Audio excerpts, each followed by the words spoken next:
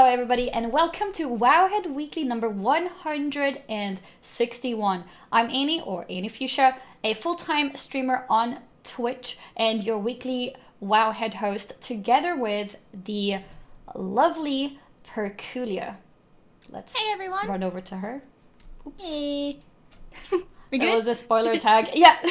Spoilers, it's me. Yeah. Spoilers, this is Perk.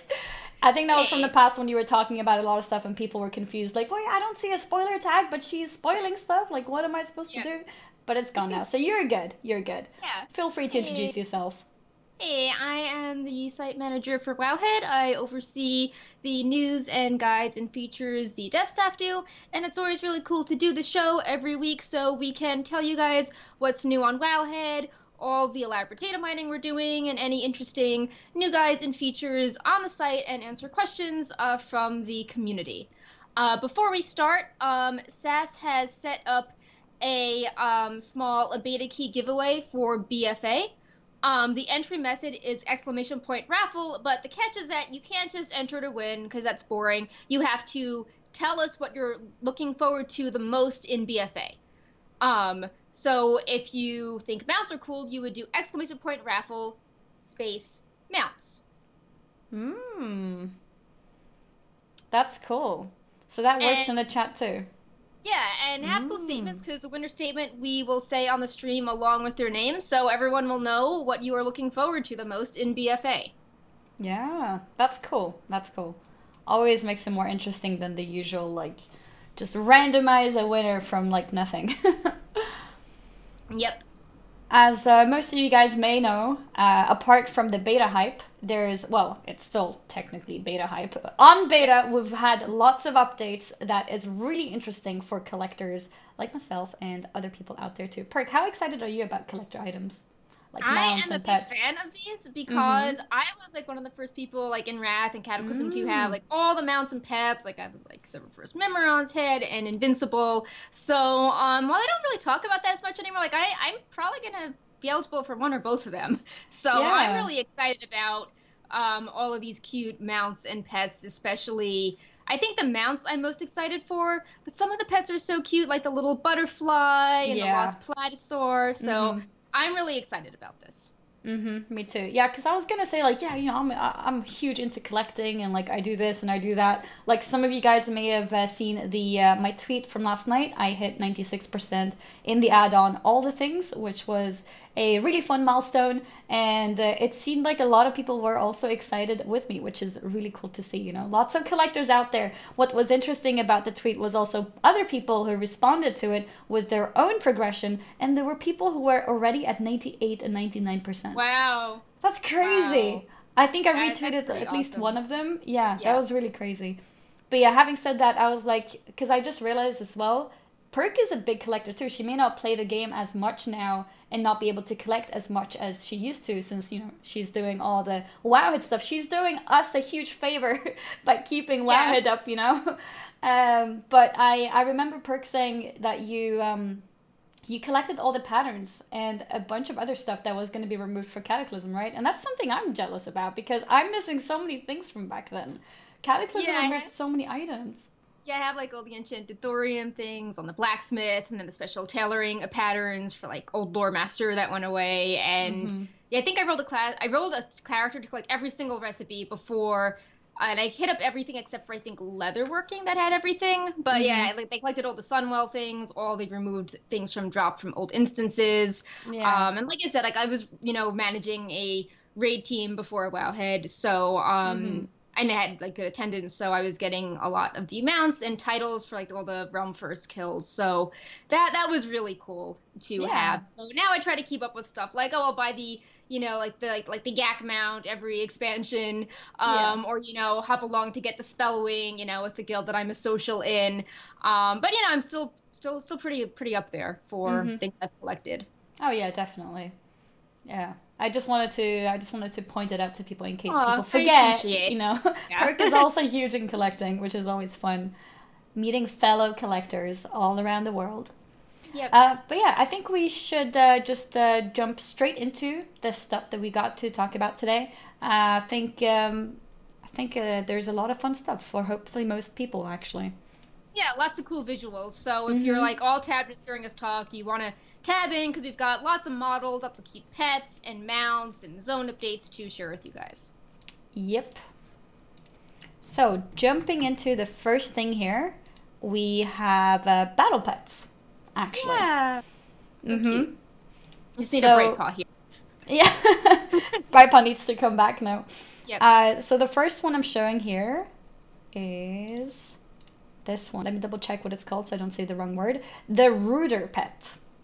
Yeah. Which looks like a sort of mechanical prairie dog. Critter. Prairie dog, that's the word, yep. yeah. And this one is a reward for getting 800 unique pets. And this is actually really cool because another pet, which I'll just jump straight into, this one. This pet called Hearthy, which you may recognize as the Hearthstone, can you say Hearthstone stone? The logo for Hearthstone the game. So these two pets are both rewards for collecting pets in the game. So the first one that I showed was for 800 unique pets, and this one is for 1,000 unique pets. And this makes me really happy because this is actually a goal that I would have to work towards because I don't have 1,000 unique pets. I'm not sure if anyone has. It's possible, I suppose. I know I have over 900, but I definitely don't have over 1,000. So this is actually really exciting. There's a goal for me to reach with the new expansion, and that's really cool. That makes me really happy. Yeah. And I think the prairie dog is super cute, as well as Hearthy and Brightpaw's on my arm. Ah, and you heard about the pets. Yep, the flavor text is cool as well. Like for Hearthy, the flavor text is crafted by a great and powerful wizard who refused to wear robes with pockets. And Rooter is built to dig holes by a gnomish farmer. Rooter quickly and predictably went haywire with disastrous results. Yeah, I noticed that there were a lot of really funny flavor texts, which we'll see with some other items as well later on in the show. I need to move. Brightpaw's tail is whacking a figurine, so it's making annoying noise. So should be better now. Okay. Brightpaw, there's no cat right now. You are our spotlight. Yep. You're the only cat that we ever talk about. Another pet that we have here to show you guys is called Brutus. Yep. And Brutus is a reward for collecting 400 toys. So yeah, he's a little robo dog. Oh, I never realized what it was until now that you said that. Now I see it. I was wondering, what is this? The flavor text is built with ever-wagging tail technology. Brutus is a mechanically certified good boy. Oh, I actually never realized. I read the flavor text as well, and I was like, oh, good boy. Okay, I'm not sure. And then went on to the next one because there's so many items. I get it now. That's so cool. Yep. So he's a robotic puppy. I think this is another one of those achievements that is not as exciting for someone who may be like a hardcore farmer, because I believe I'm already at 400 plus, and I think there's a lot of other people out there who are already also at 400 plus. But it's still cool that new achievements are being added. Yeah, especially how, you know, when people asked previously, they were told, oh, we don't have any collection achievements on the way until the PAX event. I think in Panzer's interview on Media Day around PAX, they were like, oh, actually, we are doing collection achievements. So I think it gives people more motivation to collect if previously, you know, they thought they had no goals and now they have a goal again. Yeah, yeah. No, I think achievements are great in terms of goals. For people who have been hardcore, I guess it won't be a new goal, but it will be a new reward. So I guess there's that. And then I guess you can also brag about, hey, I got this, like, you know, on launch. Didn't have to do anything. I just logged in and I just had it. So I guess there's that. But it would be cool, I think, if they did add a little bit higher numbers, like maybe 450 or something that's a little bit harder, even for hardcore collectors to reach. Yeah, well, I mean, it seems like they're interested in adding stuff again, so maybe soon. Yeah, hopefully. You never know. Yeah. Brightpaw is like right off the camera. He's like, his head is smushed against the computer screen. So I think I saw his tail for like a second. Yep. Nothing now though. Oh my god, he's staring right at the dog on my screen. Oh. He knows it's a dog. Oh. And he just like rolled on the keyboard to scroll down from it. It's like, I don't like dogs. I like cats. Exactly. Mm-hmm. So. Yeah, this is a bright paw stream now. Yep. So what else is new with pets? Well, we got the new currency coming up. Yep. I think we mentioned it before. Yeah, we learned in an interview with Hazelnutty that there was going to be one for BFA content, but we didn't know what the name of it was. Exactly. And now it's the Polished Pet Charm. I think there was a name holder at some point. It was called like Glowing or something, or maybe. Yeah, I don't know. It was something, but now it's a more confirmed name for it, which is going to be Polished Pet Charms. I think a lot of people are wondering, okay, but what happens with my other, 2,000 pet charms that I have saved up from before? I believe that vendor is going to still stay the same, so you can still use them for the stones and everything that were already available. The new ones will be used for new items that we still don't really know what they're going to be, but it's probably going to be new pets, maybe new toys as well. Yeah. Because we had there was one toy, was it Narcissus Mirror? Yeah, that was like 1,000 of the regular pet charms. Yeah. So I'm sure they'll have like a version with the new one as well. That is quite expensive, probably. Yep. Let's see. We also learned about one very expensive pet. The Lost Platysaur, I think I pronounced that correctly. And it looks like Ducky from the Land Before Time, and it's very cute. It is very cute. It is 100,000 gold. And the flavor text is the platysaur species has been roaming around the land since before time was even measured. An ancient species that has adapted to walking on the land, and also for some reason has adapted to repeating some short sounds 3 times in a row. And it's very cute. It is very cute. I love it when they make sort of pets that have like a baby model to them, like the big eyes, big head, small body. Yeah. They look so cute. But yeah, it's 100,000 gold for this one. And then we also got a lot of reputation pets and a ton of wild battle pets. I don't think it's finished yet, but we learned a lot that's coming from each zone, and then a bunch of pets from vendors and possibly rare spawns. I have a little slideshow here with some of the pets. The one you're looking at right now is a sort of a baby dinosaur. This one is a bee. Yeah, there are several bees. Brightpaw, don't eat my sweater. And this one is the butterfly. Yeah, I love the butterflies. Yeah, they're really pretty. Yeah, some of the funny flavor texts, because they all have really good ones. Let's see. Did you have any that stand out? I'm just reading over this now. Yeah, I've got some that I'm showing here, but you can also just read whichever ones you liked. Sure, butterflies taste with their feet. I tried it once, but I only made a mess. I picked that one too. Yes. The spectral raven is an Edgar Allan Poe joke. It's suddenly there came a tapping ... Oh, I didn't realize. Good point. I got the bog hopper. How many bogs has it hopped? No one knows. Nice.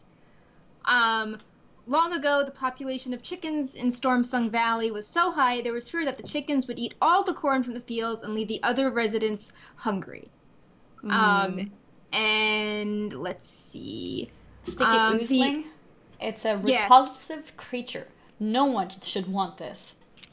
Brightpaw.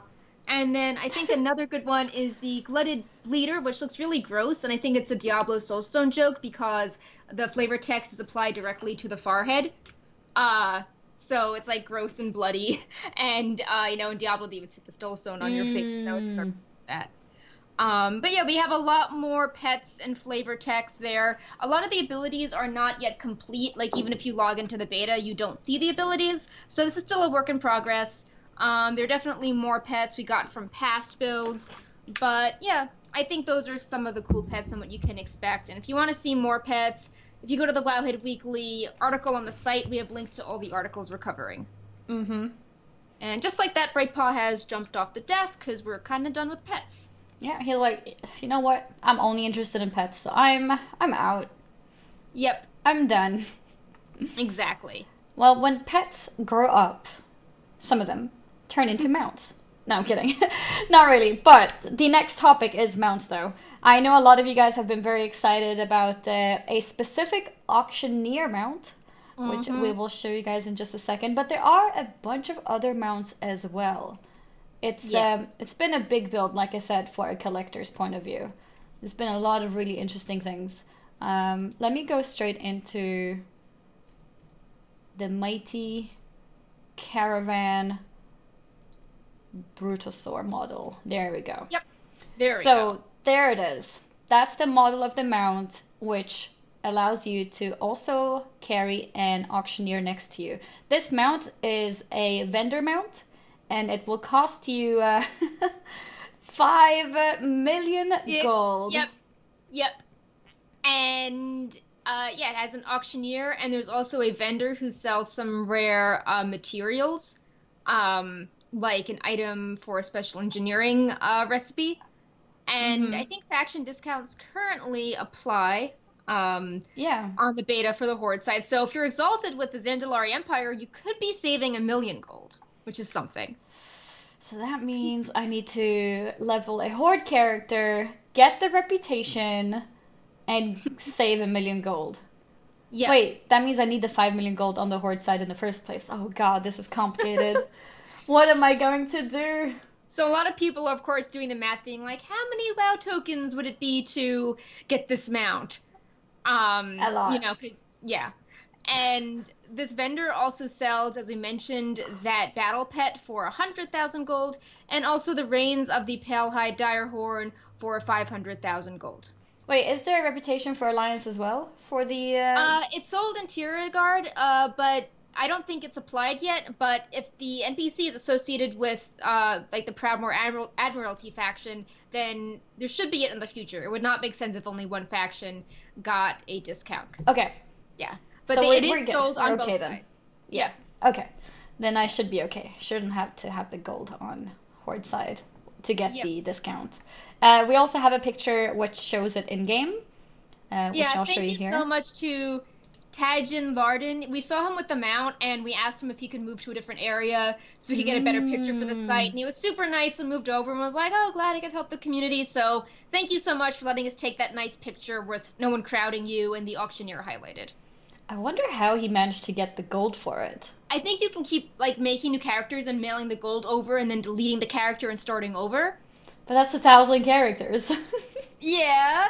Because I know that, so for those of you guys who watched Asmongold, I know that Asmongold created a guild, and he invited viewers or anyone who wants to help to just deposit their 5k gold in there, and then he just simply picks it up. But... like, I wonder if you're, you know, not a streamer with 10,000 viewers, how do you get 5 million gold? That's actually crazy. Yep. But yeah, so shout out to Taj and Larden. Yeah. Because I know at first when we data mined it, people are like, oh, like, why is this mount so expensive? And then it's like, oh, well, you know, because this person got it, now we've learned that there are other perks to it, like the merchant has, you know, this reagent for engineering, and then the auctioneer. And of course, cue all the jokes that, oh, when we meant we wanted the mobile auction house, we didn't mean we wanted a mount being mobile, walking around with it. Yeah, guys, we had to disable the mobile auction house app because it's now moved on to this mount. Yep. No, I think it's a really cool mount, and it might be hard to tell from this picture, but I saw some other comparison pictures from Asmongold's stream, and apparently this mount is actually massive. Like, if when compared to, like, the old mammoths, it's, like, double the size and height. That's crazy. Yep. Yeah, that's pretty awesome. Yeah. So. But that's not all. We also got a lot with, like, warfronts and islands and PvP achievements and I think some rare spawns and even some more collection stuff. So this one is the Warfront Alliance one. You might think as an Alliance player, like, okay, you know, another horse, Alliance flag. But what's interesting is that very similarly, there is a version of this for Horde who also seem to be getting a horse. And they have, of course, the Horde flag next to them. Yeah, and that is called the Broken Highland Mustang, and the flavor text is one of the Arathi horses taken and broken by the Horde conquerors of Stromgarde. So yeah. it is getting worse. Yeah, that's pretty cool. Yeah. And it's a a very simple sort of brown pinto horse kind of. Yeah. We also have island expedition mounts, and what's interesting about these is that they are recolors of mounts from old expansions, and some of them are recolors of kind of hard to get mounts. So we've got the Twilight Avenger, which looks like an old school gladiator's mount. It's that old dragon model, but with the way the armor is, I think a lot of people would be happy to get that. I actually seem to have lost the picture. Give me 1 second so I can actually show you guys the mount, because it does look pretty cool. Here it is. Gotcha. Yeah. All right, so this is what we were talking about. Yeah. Yeah, and that is, it reminds people of the, what was it called? The first season. I was thinking of the first Gladiator season. The Netherdrakes? Sorry, no, the first Gladiator mount of Miss of Pandaria is what I meant. Like the okay. Yeah, the serpents with the armor used to be a unique thing to gladiators, and now anyone can get them, but it's in a different color. Right. So that is the Corrupted Jade Serpent, and that one, it's interesting, the Twilight Avenger references the Twilight Drakes, which are a force on the islands, and the Corrupted Jade Serpent references how the Mogo are stealing and corrupting the Cloud Serpent eggs and encompassing them in Azeroth. So I think that's neat how we're learning how these characters from different expansions are still involved moving forward. Like, we didn't just save Miss Pandaria and walk away. The Mogu are still a threat, and they're still messing up eggs, and that's actually pretty sad. Yeah. Let's see. There's also the parrot one? Yeah, that is called Squawks. I think that looks really cool. Yeah. Not too much funny lore with him, but he's cool. And then we've got the Craghorn Chasm Leaper. No one quite knows when the legend of Grumpus began in Draenor, but his toys are just the worst. And I believe this was similar to the Warlord's Gladiator mounts, as well as the Christmas mount, which is a rare drop and an expensive mount. So, we've got another Grondling model, and the Surf Jelly, which looks like the Fathom Dweller. The Fathom mount, which is like the difficult to get underwater one, as well as the recolor from fishing. So I'm okay with these recolors. I think, we've been seeing so many creative mounts like, bees and dinosaurs and whatnot, that it's nice to let people have these rare colors that maybe were difficult to get before. Yeah, I think I'm okay with it too. I think I'm looking forward to having the serpent with armor, and the parrot is cool. That's pretty unique, and yeah, I think they're alright. Yeah, I like them. The next one we have to show is the Conqueror's Scythe mod. This is one of like the Krolus or Trilobite mounts, and it's a reward for completing the Conqueror of Azeroth meta, which is the meta from war modes killing people in outdoor PvP. I'm actually really looking forward to that. It's yeah, like, thanks, Blizzard. On it. Yeah. Give me more incentives to play war mode. That's awesome. So I think that looks pretty cool. And then next up we got the Blood-Gorged Krog, which is a reward from the Uldir meta achievement. Yeah, so from you raiding. Kill all the bosses in Uldir in a funny way, and then you get this mount. And this flavor text is, this Krog was left alone to feast on Gahun's corrupted blood and rot. He was so happy. He was so happy, yeah. Yeah, it's nice and creepy. He looks pretty messed up. I'm not sure if I would actually be happy to be on this mount, but, always cool to have new creepy mounts around. Yep. Reminds me of the creepiness of the current one from Mythic Argus. Yep, definitely. I think that one is still creepier. Oh, they're both kind of creepy. But does this one even have any eyes? Like, I can't tell if that's no eyes or many eyes. Tiny eyes. If you look at the second image, it's got these little black eyes. Yeah. Oh, and its feet are covered in blood. It's creepy. And going from this one, we've got the a less creepy, more pretty mount I feel like the picture doesn't even do its justice properly because it's one of those mounts that just looks better in action.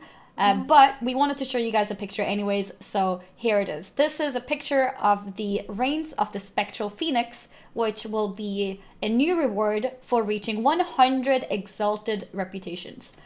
This is another one that makes me really happy.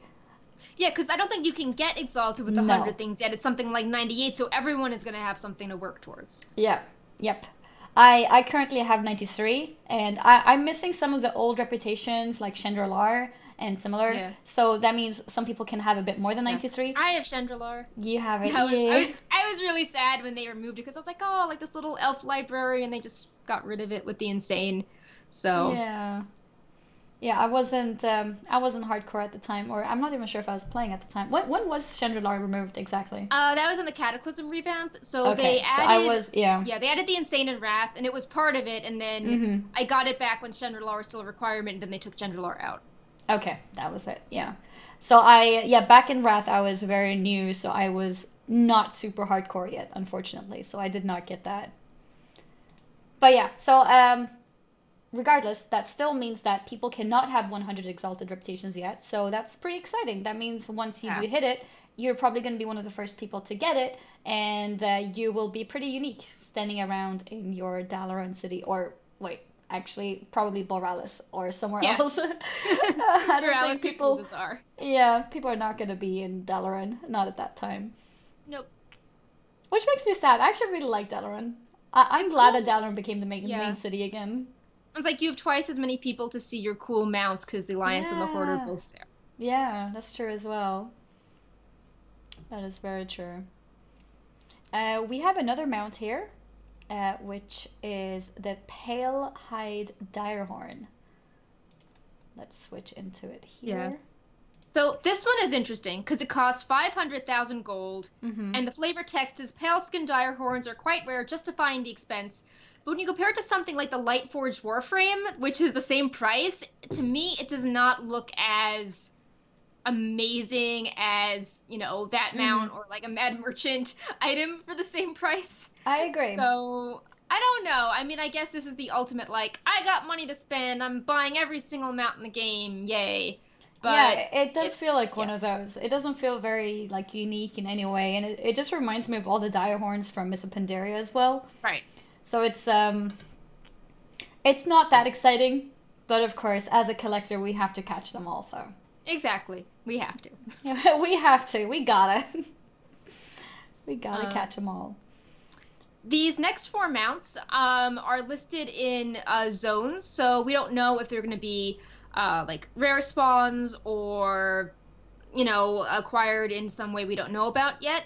But they're recolors of some other mounts, like the Captured Dune Scavenger is a hyena, Golden Mane's Reins from Storm Song is a horse, Drustvar is a donkey, the Chewed On Reins of the Terrified Pack Mule, and Nazmir is a creepy spider bat thing, the Reins of the Tamed Blood Feaster.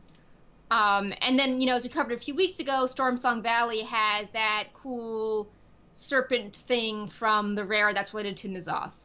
So I don't know if this will be like Warlords of Draenor, where there are spawns in each zone that dropped a mount, because for all of Warlords criticisms, I think that got people like logging on and grouping up together and helping each other out. So, you know, I think it would be cool if something like that returned for Battle for Azeroth. Yeah, I definitely like that model of being able to group up together and everyone gets a mount each. I think that was only a problem in previous expansions when people got unique loot, or the mob only dropped one mount, so only one person gets it. But with the recent looting changes, I think that could definitely be a fun thing. I think people would be interested in, you know, creating raids for it and helping people get it. So I think that would be great if they would have that as a thing. Always nice to have reasons or incentives to group up together with like random people in the game. Always makes you feel like the game is a lot more immersive in that way. You know, get together, help each other. Yeah. I remember a lot of people did that for Pound Fist as well. Like one random guy finds it. Yeah, and then like everyone is like hearing about it and they're like summoning people and inviting more people. And actually, you know, getting together and no one is ninja pulling, you know? No one is just quickly killing it. Everyone is waiting for other people. It's great. Yeah. Hopefully the guys or the NPCs that drop these will also be hard to kill. Right. That would be cool. I think that would be a fun system. Mm-hmm. It'd also be, I wonder if that could also encourage war mode, because like if there's a rare spawn and the horde wants to be like, oh, I'm a horde, I want to be in Drustvar getting this, and the alliance is like, well, I want this in Drustvar. I don't know if would that cause some, you know, tension on who gets the tag, and would you be trying to kill the other faction to then take over the tag? You'd have to, right? Yeah. Yeah. That's a good reason. Yeah. Or I guess if it feels like, oh, you know, my faction is wiping, if you just hop on another character that's parked there on the opposite faction to get in on the kill. I guess you could do that, but I'm not sure if a lot of people would have like a character available. Especially at the start, it's like, oh, like I'm gonna post like a character at every spawn point of, you know, the opposite faction. You could do that, yeah. That's actually pretty smart. Yeah, maybe towards the end, you know, like I'm sure we could not have like 10 characters max level. But I remember fighting for tags with Shav Anger. Mm-hmm. That was awful, especially at the beginning when you were competing with your own faction too. I don't know if you remember that. So like when you're only your party could get it. Yeah, exactly. Yep. That was awful. That was pretty weird. Mm-hmm. I'm glad they changed it. Yeah. This next one is I think it's the Tempestuous Sky Stallion. Mm-hmm. And it's the reward for collecting 400 mounts. And it might look familiar because it's a red version of the Blue Hearthstone promotion mount. Yeah. And this model was data mined back in Mist of Pandaria, and everyone thought like, oh, blue is for the Alliance and red is for the Horde, but nope, red is for 400 mounts. Yep. I was at first a little bit disappointed. I was like, what? Just a Hearthsteed mount? Like that's not that cool. But honestly, seeing the pictures, and I'm actually now pretty excited about it because it's like black and fiery, which will stand out wherever you are. And if you the wings are bright red too, so it will look cool flying in motion. Yeah.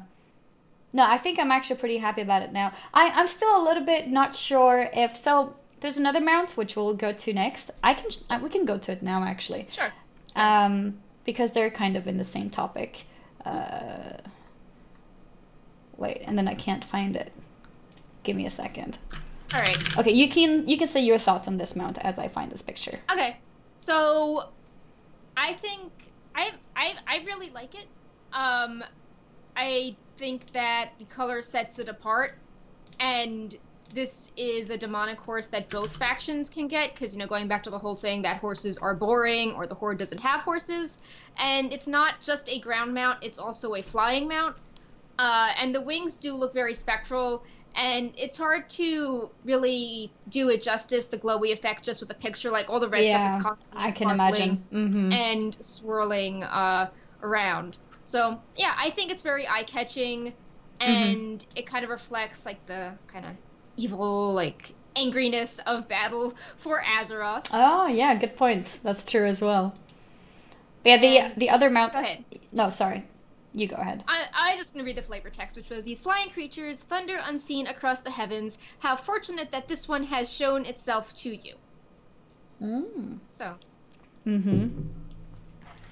So the other mount that I wanted to introduce to you guys is this one. Yeah. So this mount is the reward for getting 350 mounts.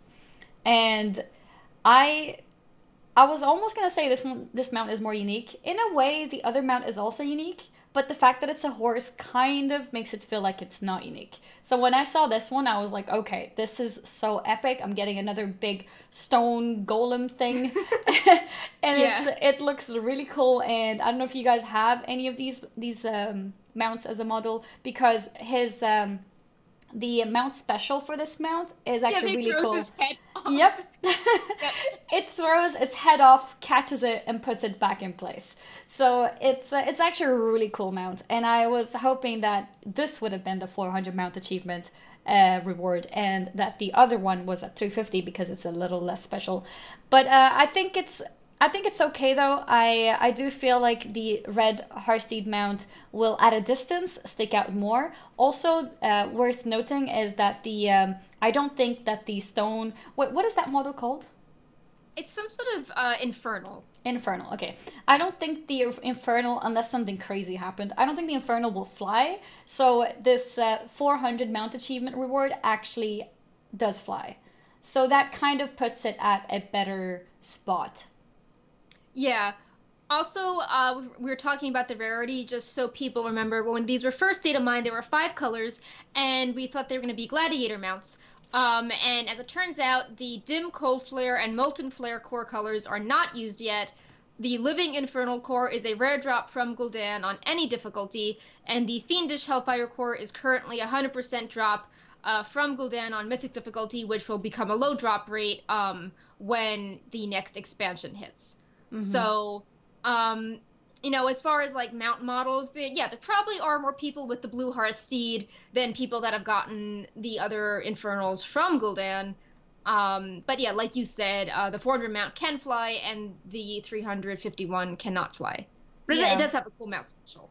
Yeah. I do feel a little bit split on that, which one is more rare, like you mentioned. But yeah, I think I can accept it at this point, because I do think a flying mount will be used more, because maybe not at the beginning, actually. At the beginning, you normally would use ground mounts, right? Because flying is normally not available immediately.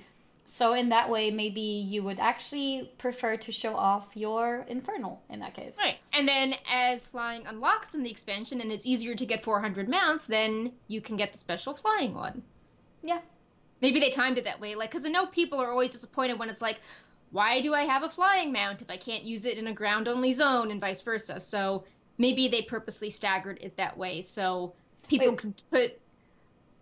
We should be able to use the Hearthsteed one in like as a ground mount, right? I know, people are always like, oh, like, why is this a flying mount and I can't show off the cool special, or like the wings are just plopping around on the ground. Like, I remember that was a concern in Warlords. People would say, like, why are they launching a shop mount and it looks really cool flying, but I can't use it in the new area? So maybe they purposely did it this way so the ground mount can have its time to shine when people can't fly, and then when more people will hit 400 mounts collected, then you get the mount that looks really cool in the air around the time Pathfinder Part 2 comes out. Yeah. Now, I'm definitely going to be using this mount when leveling. Yeah. It's the Infernal. Yeah. That mount special too is just so good. With the mounts one, it's kind of similar to the toy achievement. So for hardcore collectors, it's a little bit sad because we will hit 400 mount achievement immediately. I was hoping to get something like 450, but I understand that a lot of my numbers are inflated because of like store mounts and TCG mounts. I think they both together probably make up like 20 mounts, maybe more. I'm not sure. And I don't think any achievement in the game should require you to buy a mount. So in that way, I kind of understand. I guess it also depends on how many mounts will be introduced. I think I currently have 444 unique mounts, like for my character. Wow. But if you remove 20, that's like 424. So then, yeah, it depends how many new mounts are introduced. Because, yeah, you shouldn't require people to buy mounts to reach achievements. So, yeah. Maybe the numbers will make sense once we know exactly how many mounts will be introduced. Yep. I think that's it with the new mounts, actually. I think you wanted to mention the fishing one. Oh, yeah, just as a side note, we don't have a picture of this, but there's a fishing mount that's a recolor of the Dark Moon Skater. It's the one that requires a lot of Dark Moon fish, and that it's like a stingray mount, and it will be a reward from fishing. So, yep. Okay. Do we know exactly what part of fishing it is? No, we don't really know that yet. Okay. So yeah, we also learned a lot about reputation. Previously, we've covered mounts from reputations as well as tabards, but now we know a bit more about the full quartermaster tables. Of particular note, many recipe ranks now come from reputation. Each faction has several pieces of epic gear, and there's a lot of funny toys from reputations, which I think is interesting. Including one called Vulpera Scrapper's Armor, which is equip your own fierce-looking helm and banner, so you can kind of, like, show your Vulpera pride. And and Ghostly Explorer Skull places the skull on the ground so it can see the cool place you are at. And the Knoll Targeting Barrel, which is summon a Knoll target barrel at the target location for 5 minutes. This barrel acts as a target dummy while it persists. One that I noted down was the Desert Flute as well, which is play a tune of the desert, encouraging the small critters of Vol'dun to accompany you for 5 minutes. They happily follow you everywhere you go. Aww. Yeah, it really seems that the Vol'dunai are the faction you want to get rep with if you want toys. They seem to have significantly more toys than the other factions. But the other factions are not boring. We have cool polymorph and hex items. So the Order of Embers at Revered gives you Tome of Hex Wicker Mongrel. So it's one of those creepy wooden, like, dogs. That's your polymorph. Wait, which one was that? It's the I think you the wicker mongrel. Yeah, the wicker mongrel. Here it is. You were asking me at first. You couldn't tell it was the dire horn or the wicker mongrel. Yeah. I was like, Perk, what is this? Yeah. So that is what your sheep will be if you have this tome. That's actually really cool. Sorry, Tome of Hex. That's what your shaman will hex. be. Yeah, your hex. If you are an Alliance Shaman, you can buy this from Order of Embers, and you can get Tome of Hex Wicker Mongrel. Then the question is, do you want your enemies to look that cool? Like, I don't know. They look too cool. No, I think it's actually a really cool model. I'm really happy about that one. And then the polymorph the Alliance mages have are polymorph Bumblebee. Which is terrifying, because, like, I feel that there's always a thing where, oh, you don't want to break the sheep or the cute pig, but if you have Bumblebee, no one will want to touch the Bumblebee, because you're like, ugh, it's creepy, like, let's get away from it, we're not going to accidentally, break this trash mob. It does look really creepy. Yeah, and the animations, too, like, it's so weird. Does it make sound, do you know? I don't know, but it just, the way it, like, has its stinger move and its little arms, it's creepy. Yeah, I can imagine.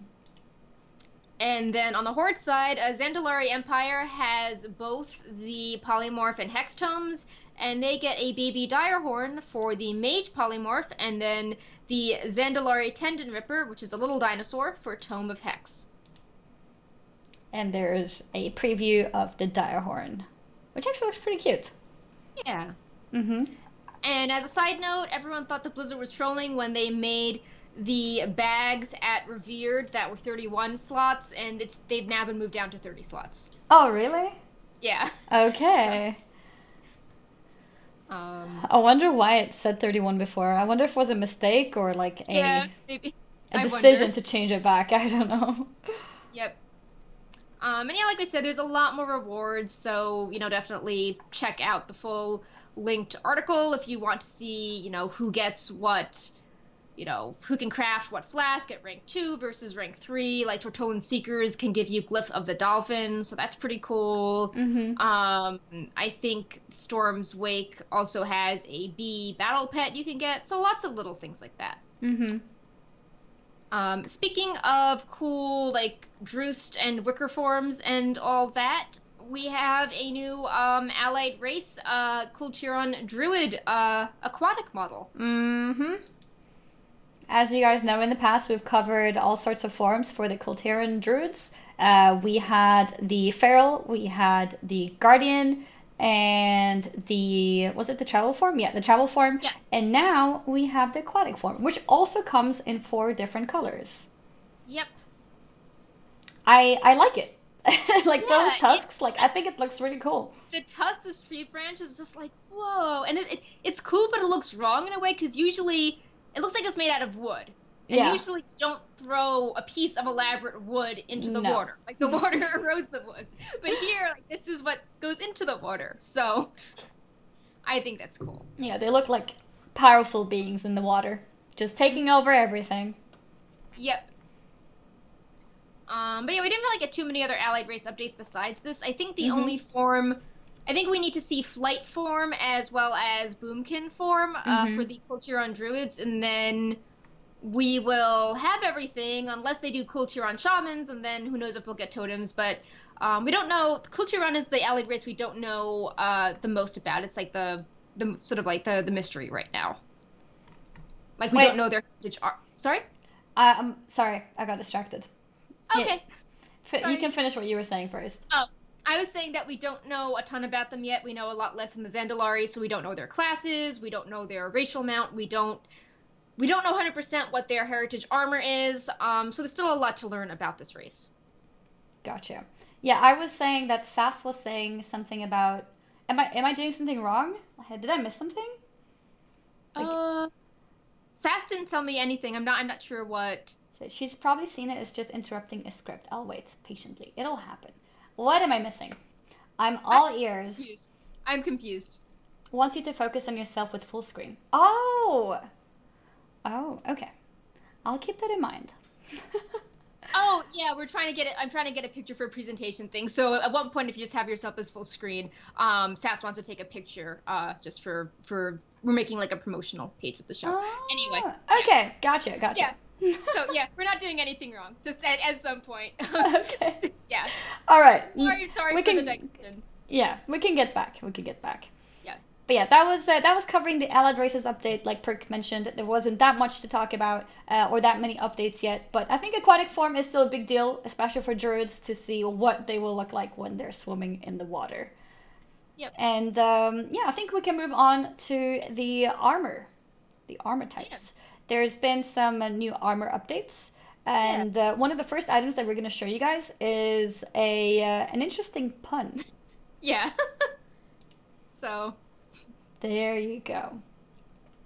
So this belt, or this waist, is called Waste of Time. And if you look closely, the design on it is an actual watch. So very clear pun, very Blizzard-like. I love it. Do we know where this item is from? No, there's speculation that it comes from the Bronze Dragonflight, because they are masters of time. But yeah, we don't know anything about it at this point, and I believe it's also animated, so it's like like TikTok. Yeah, I can imagine that now that you said it. Yep. Yeah, I need one of those. Yep. We also got some armor updates for leather wearers. Yep. If I can get it up here. So previously we data mined this set, but it was missing 3D like little doodads. So if you look at the collar and the glove, you can see that there is an actual collar sticking out now, and the gloves have extra armor on them, and a few other places on the model, I believe, as well. So it's not quite the trench coat people were hoping for, but it's like a little coat. Yeah. I still like the black and red one. Yeah. I think that that could almost work for the Horde as well. Like, I'm a rogue pirate on the other faction, too. Yeah. But yeah, the dungeon armor looks really cool. And I think the kul'tiran, I know everyone's like, oh, the Zandalari, it's so gilded and cool, but I think especially the kul'tiran cloth and leather has really stepped it up, because the cloth one has this like Cthulhu vibe with weird ship tentacles everywhere. So, okay. Annie's fixing her headset. So yeah, just going over the cloth Kul'tiran dungeon set has like tentacles and sea vibes all over it and looks very creepy. And then this leather set is a very grand pirate with the hints of a coat, not a flowing trench coat, but kind of a coat with a cool collar. So, hey, welcome back. Thank you. Yeah, so yeah, I think we're good on leather dungeon armor. What do you want to show next? The next thing I wanted to show is a very special weapon. It's something we haven't seen before. It's a butterfly net. Yeah! And we just were covering the butterfly battle pet. So maybe these are related in some form. Yeah, it's actually a white item, right? Yeah, it is a two-handed staff. So it's a two-handed staff. Yeah. So maybe I wonder you why need it's a white item. You need the net to catch the butterfly. Not quite sure there. Yeah, me neither. But I thought it was a very interesting model, though. Yeah. Oh, if you'd use this to catch butterflies, that reminds me of like Zelda. Oh yeah, that would be cool. Yeah, that would be cool if they would do something like that. Yeah. And the next armor that we have here is something that you guys may recognize from other bosses, other expansions. The idea of a boss wielding a weapon that is then on their loot table. So we've got this boss. This is Talik, who is the first boss of Uldir. So the first boss in a battle for Azeroth as a raid boss. Mm-hmm. And you may see the weapon that he's holding in his right... Is that a hand? Does he have a hand? Yeah, mechanical, thing he uses to smash. Yeah. So that thing he's holding on his right side is what is then available. Wait. Sorry, guys. I don't think you guys could see this. There we go. Now you can see it. So this is the boss, and the weapon is on his right side. He's holding it like right on top of the floor. And the weapon that will be available, a little bit of a zoom in on it, which will be available to players, is this. And if I'll let you guys look at this for a few seconds, and then I'll change it back to the boss so you guys can see the weapon again, just to get, proper picture of it. There.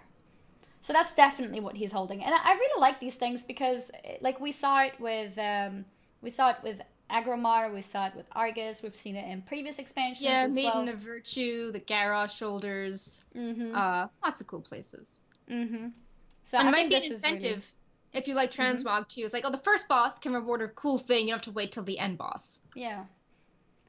I'm a little bit sad as a warlock because that means again the weapon is not wieldable by me. So Agromar was a two-handed sword, Argus was a polearm, and this one is apparently a mace. So a rip warlocks, but it's still cool to see. Yeah, it's still cool to see. My fellow friends will enjoy them, and I'll enjoy looking at them when they have it. I actually get really happy when I see like any plate wearer, using the two-handed sword from Agromar. I'm not gonna try and say it because I don't know how to pronounce it. The T weapon. I think it looks really cool. So I'm happy for the people who can use them. Yeah. We also got the leather sets for Uldir, so now we have we got a lot of Uldir updates. This is like transition. So we got the leather armor sets for Uldir, and as usual, they're very controversial because people were kind of expecting like over-the-top trolls and corruption, and these are more like mechanical titan, and I think people were expecting them to be a bit more over the top because we're not getting tier sets for every class. But I think the mythic one is cool. It's just the other ones that look a little subdued. They are up in the dressing room, so you can try them out on your own characters. Yeah. And yeah, personally, I think the weapons from the raid are a lot more exciting than the armor. But it is what it is. This is the first raid of the expansion, and keep in mind that, like, the first raid of the expansion usually shares the same art as the second raid. So, for example, High Mall and Blackrock Foundry, or Emerald Nightmare and Nighthold. So the fact that we're getting armor tailored to the first raid as opposed to not making any sense, is kind of a thematic upgrade at least. Yeah, I think, like you mentioned, the other colors look a bit boring, a little bit washed down, kind of. But I think the Mythic one has a pretty good color. And also this sort of blue silvery one also looks all right in terms of colors. I think this one is the heroic version. I do feel like, especially like this Mythic one that we're looking at right now, gives a sense of plate. Like, it gives a... almost, like, if I would see that in the distance, I would almost think it's like a paladin or something. Yeah, even the cloth set has the same vibe because it has the scales on it and the face mask, and the armored chest. Like, you see that there's, like, flowing linen underneath, but there are, like, heavy armored breastplate elements on it as well. Which I guess then is the theme of the raid itself. So everyone gets something that's similar to each other then. Yeah. But yeah, as we mentioned previously, we data mined a bunch of weapons that had Nazmir raid in the title, but we didn't know if they were going to be used for real. And now the Dungeon Journal has updated to have all the weapons in game use the correct models, so we can confirm that a ton of neon weapons are coming in Uldir, and I think that these are pretty cool. I like them. the colors are like yellow for mythic, blue for heroic, red for normal, and purple for LFR. No, I really like these. It reminds me a lot of the artifact weapons as well. Sort of very detailed weapons that have some kind of, visual like movement in them, a glowy effect, and a case where all colors actually look good in their own way. Yeah. I like that. I always wonder if... You mentioned purple being LFR. I think purple looks great. Like, if you have a purple set... I think it does. Yeah, like, I would use that. I wonder if the sets are, like, kind of purposely being, like, gold and silver and bronze and kind of neutral colors to make the weapons stand out. So you have, like, a silver set, and maybe the silver set by itself looks weird, but then you pair it with a weapon with a silver base and a bright purple glow, and suddenly the purple makes the set pop. Yeah. Let's see it in action. But yeah, you can combine the weapons and the armor now in Wowhead's dressing room and see what it all looks like. And I'll have a post on that on the site probably after this, just highlighting all the cool work. Knight50 spent a lot of time updating all dressing room links in the post, so you guys can try that out more easily. Yeah. So for the next minute or so, I believe there's no visuals to show you guys, but apparently, so we are now a bit more aware of what kind of trinket procs that we will be expecting in the new Uldir raids. Do you wanna mention any of them in particular? So one thing I wanted to address was that people are saying there doesn't seem to be a lot of trinkets compared to other raids. This is just the first round. What's notable is that previously we had a lot of trinkets called like placeholder, agi, and now they have names. And more importantly, all of the proc spells were added in this build to them. So some of them, the Vanquished Tentacle of Cahoon is interesting because it summons a Vanquished Tentacle that serves you for 15 seconds that deals damage. And I know people like collecting the, Cthulhu one and then the Yogg trinket, so that also has tentacles. So we have a little tentacle family now. And, they have some interesting themed ones, like your damaging spells can launch an orb of charged blood, or you inject stacks of mutating antibodies into a friendly target. If these are available on the vendor, we'll probably take videos of them because they seem to have a lot of thematic animations related to the raid. So, yeah, I don't have too much to say on them now. I know people like theory crafting and seeing like what trinkets have what unique effects that they have to make extra, coding for to figure out their best potential with DPS. So we have the first round of these trinkets, but probably more to come. Also, none of these have passive equips. They all have passive equips, but we have like on-use activation ones. So we're probably going to get some more in the future, I think. Yeah. There's only 9 so far. And the next topic of Uldir is the mythic testing, which apparently is going to be this week. Yeah, so I think it's... I think there might even be testing today. They changed the schedule at the last minute, but it's going on for a few days. We are learning more about like mythic only abilities. Like I think Cahoon has some mythic only abilities, or little tweaks that make things harder on mythic difficulty. We've been previewing some of Fat Boss's raid previews. We've got more written up. We've just been so busy with news we haven't been able to highlight all of them. But if you go to the Uldir Encounter ability page on Wowhead, all the abilities are up to date, and we have links to all the Fat Boss videos that they've made so far, so you can kind of see the fights in action. And then as Uldir gets closer, they'll be writing guides specifically for Wowhead, written guides that go along with their video guides, a normal version of the guide, and a mythic version of the guide. And yeah, I think that's it with Uldir. Yeah. We got some more achievements again. So, back to your favorite collecting topic. Hello, achievements. I love you guys. I am very happy to see you guys being added to the game, or more of you guys being added to the game. I need more things to collect, so I'm very, very happy to see this. So, some of these we already mentioned to you guys before. The first point being the one with the mount counts. So, there is a new achievement for 350 mounts, and the new one for 400. I don't know if you guys want to see a quick reminder of how those two looked like. I'll do a quick one. Yeah, so why this not? One, yeah, why not? So this one is the the reward for 350 mounts. And let's see if I can scroll to the correct picture. This one is the reward for 400 mounts. Yep. Next we have reputations. As mentioned, the Reigns of the Spectral Phoenix may be a mount from 100, but we also have the Esteemed title for 100 and then the Admired title for 80. There is a 90 achievement one, but there's no reward yet, so I don't know if maybe they'll swap things around, so there's like one thing for 80, 90, 100, or who knows. But, you know, there are some motivational steps along the way if you're not at 100, but you are close. The Admired. I like that. Yeah. I like that. The other achievements worth noting was another one that we mentioned earlier. For 400 toys collected, you get the reward Brutus, which was a pet. The pet that looked a bit like a dog. Let me see if I can find a picture of it. Yep. There. Yay. Mm-hmm.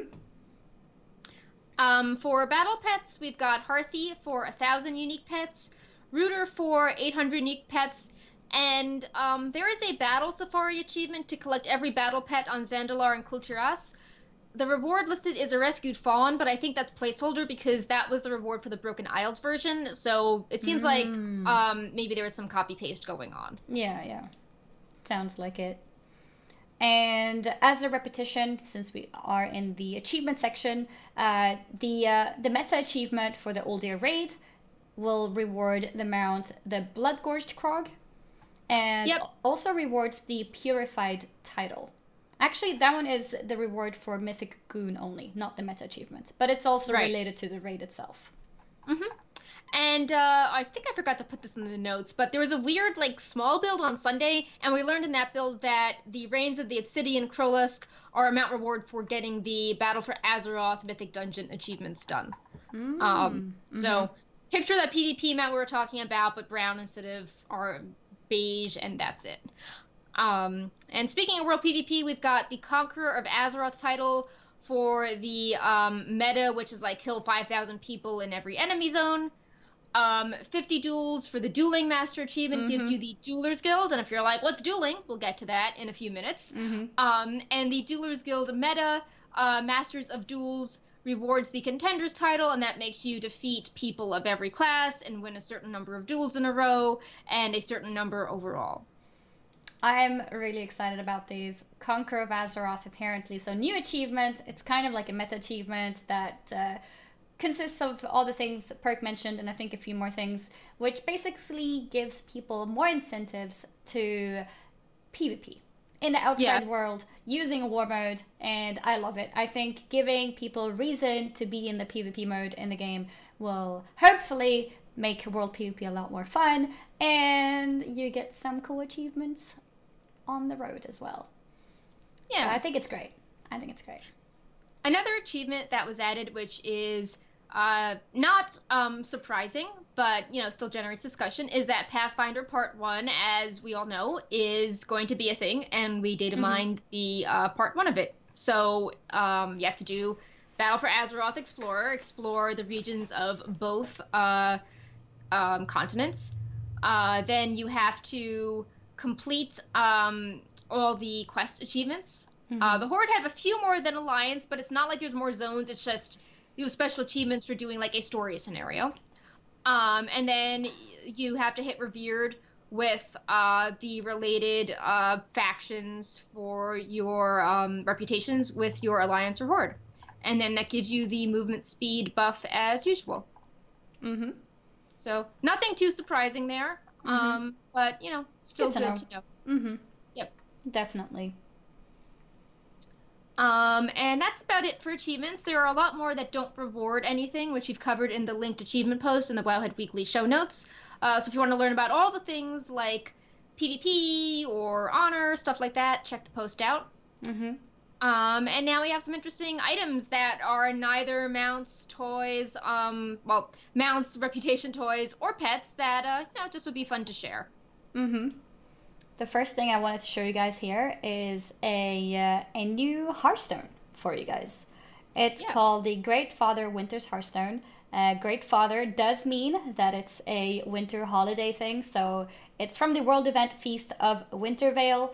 I assume that you will be able to use it whenever you want to, but you can only obtain it during the holiday itself, which is really cool. I mean, I don't know about you guys, but I like being able to throw my Hearthstone or just delete it so it doesn't take up any any backspace, and then you can use the toy, put it on your action bar, and use that as a Hearthstone instead. So so there's apparently this is not the only one, which is a holiday toy. We also have the one from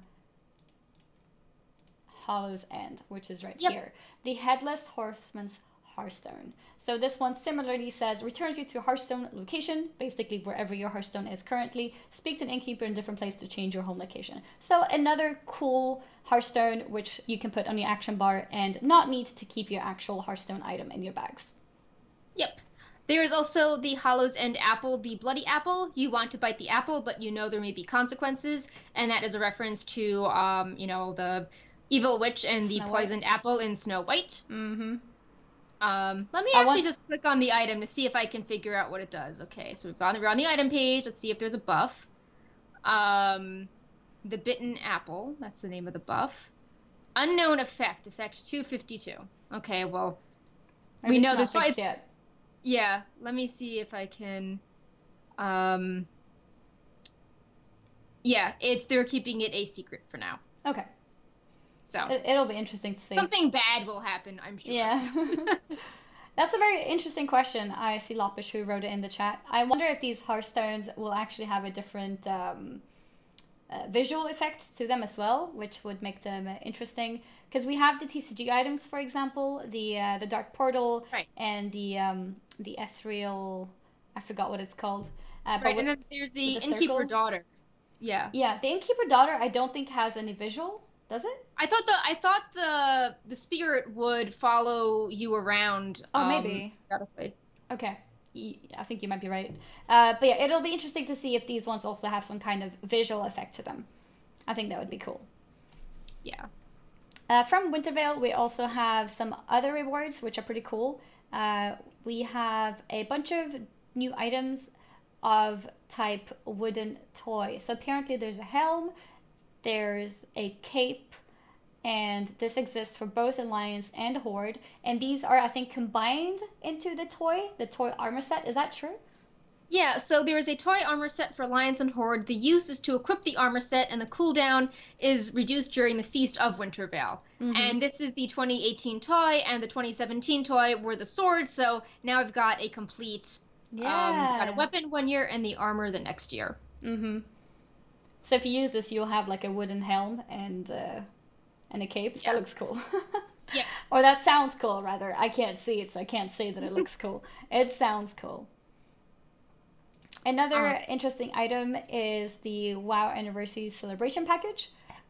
You guys may recognize this from the previous years.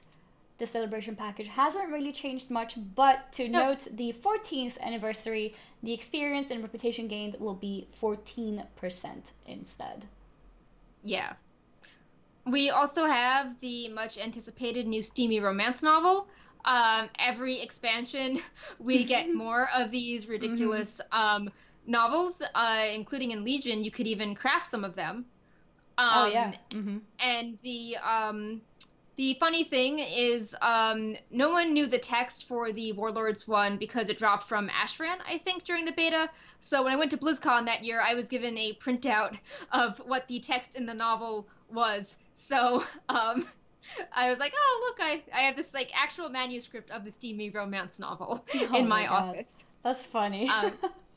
And there is a vendor in Borealis. There is a bookstore, and there is a character signing books that have the steamy romance novel pictures on them. So maybe we will, I don't know, bring this book to him and get it signed in some form. Maybe then it won't be a great item. Don't be like, oh, it's an epic novel. Well, it doesn't have to be epic, but I do find it annoying that it's gray because I use add-ons like sell junk. And then it deletes it on you. And then it deletes it. So if I didn't put it in my bank, it's a rip. And because of that, it kind of like, I guess, demotivated me to collect them all. But even if they would just change it to like a white item, that would help. That would be awesome. So I don't have to accidentally sell it all the time. Speaking of some funny common quality items, there are fun food items. We were talking about Kentucky Fried Chicken last show, and now he sells his spiced chicken in-game, the NPC, that's a reference to that. And we have some funny things like the Briartini drink, like a plan a martini, deep fried butter cookies, and my favorite one is the Dark Below, because everyone was speculating about that being, a leak and like a new Blizzard game. So it's now an extremely potent alcoholic beverage. And And before we go on, I noticed a question in the chat about the Hearthstones. Sure. I think the question, if I understood it correctly, is if the Hearthstones will only be available during the events themselves. I think normally when the items are only available during the event, it normally says requires Feast of Winterveil, and these don't say that. So I think they should be available, or I think not available, usable. They should be usable any time of the year, but you can only get them during the event itself. Exactly. Yeah. So I hope that answers your question. I think they should be usable for the rest of the event as well. Yep. I think that's about it as far as unique items. We have some profession updates. This is like a big week for professions because we have that Black Ops 4 announcement. We have the expensive mount, and now we have some more economy updates with like new things you can craft or unique profession perks. So some highlights is that we have new primary stat potions that alchemists can craft. We have a lot of recipes that were added to create follower equipment on missions. Some of them improve mission duration or success, while others yield crafting reagents on completion of successful missions. So like the potion of herb tracking, you gift it on a follower, and then if you have a successful mission, you can bring back some herbs. All of these are BOP, which is interesting because these are like profession-specific perks. Like if the blacksmith can only make a certain type of follow equipment, like if you make it as a blacksmith and then it's BOP, only you can use it. So only an alchemist can craft the potion of herb tracking. So that means that only the alchemists can get extra herbs from their followers. They can't trade this to other people. Yeah. I think that's what it means. I think so too. And even as an enchanter, I noticed that I will also, or all enchanters will also get a new enchant, which is for enchanters only, because as soon as you enchant this piece of item, it becomes BOP. So in this case, we're talking about a wrist enchant, which can change the effect of your Hearthstone. So I think there were 3 options. One was to make your Hearthstone the cast time faster, or to reduce the cast time. One was to reduce the Hearthstone cooldown, and I think there was a third one as well. Yeah, it was like Bubble Hearth. You have a little protective shield around you. That's it, yeah. Which is pretty cool, because that means if a mob is hitting your shield, it won't interrupt your Hearthstone cast, which means you can Hearthstone like while in combat. Which is pretty cool. And also a few unique things are coming to tailoring as well, as a tailor as well. Right. I think this is pretty cool. There were 3 new back enchants: Discreet, Spell Thread, Feathery Spell Thread, and Resilient. Discreet, I think, was to do with, was it stealth detection? No, what was it? Amount of threat generated. Threat, which again is a very interesting topic. Like, why are they giving us an enchant to do with threat when threat has basically not really been a topic for years? I don't think people really care about their threat anymore as they used to, back in TBC or like really early raid times. So it's interesting that it's bringing it back. Is it just going to be a Useless enchant, or is threat actually going to become important in certain boss fights? I guess we'll see. Feathery Spell Thread helps you with fall damage. I'm not sure if it makes you completely immune, but definitely increases the... fall further before taking damage. Okay. So basically you can jump from much, or possibly much further heights. And then the one that's most interesting for me, at least, is Resilient Spell Thread, which stops people or mobs from dazing you. Makes you immune to daze. Right. So this also joins some BOP perks we've seen in past builds, such as blacksmiths have some BOP armor. engineers have some belt enchants. Jewel crafting has BOP staff weapons. So it's interesting because at one point we didn't have any profession-specific perks, and now they're kind of they're coming back. I wouldn't say, they're mandatory for rating, like, my Hearthstone enchant, but it's interesting how each profession is now getting some unique thing that only their profession can have, in addition to all the mission stuff, which might be more interesting because depending, some stuff you can attach to your follower could give you interesting, reagents that could help play, the gold making game. Yeah, I think it's really interesting that we're getting some pretty cool perks. Like, I think as a tailor, for example, I will definitely use the days enchant because especially when you're questing and stuff, if you sometimes you just want to run through some mobs to get to the other side and you're feeling a bit lazy, and then if something hits you and then you're unlucky, the first hit dazes you, it's really annoying. So being able to have a daze sort of protection is really cool. And Hearthstone, I don't know, I guess a reduced cooldown would be interesting. That seems like a PvP thing. Like, oh, I'm in war mode, I need this protective bubble around me so I can escape before I die. Yeah, but I mean, true, but it's so easily interruptible as well. Right. So, well, I guess the protective bubble means you couldn't be attacked. I mean, that's the whole thing with Bubble Hearth. It's like, oh, sup, I'm out. Like, yeah, maybe. Yeah, if the protection is hard, if it's strong enough, then indeed, maybe it makes you immune to them. Yeah. And as we mentioned, fishing mount, Great Sea Ray, fish somewhere and you'll get it. Not too much to say there. We normally don't go into the class changes that much because if we're talking about a class you don't play, it's boring to hear on the show. But there are some updates that we think lots of people will be interested in, so we're going to go over a few of the interesting stuff that was added for classes, such as Hunter Tames. They can be unicorns now. That's super exciting. Yep. Let me get some of those pictures up because it's not just simply, oh, unicorns. They actually look really cool. There we go. You'll see the different color options as well. This is so weird. Like, what, hunters are gonna walk around with unicorns next to them?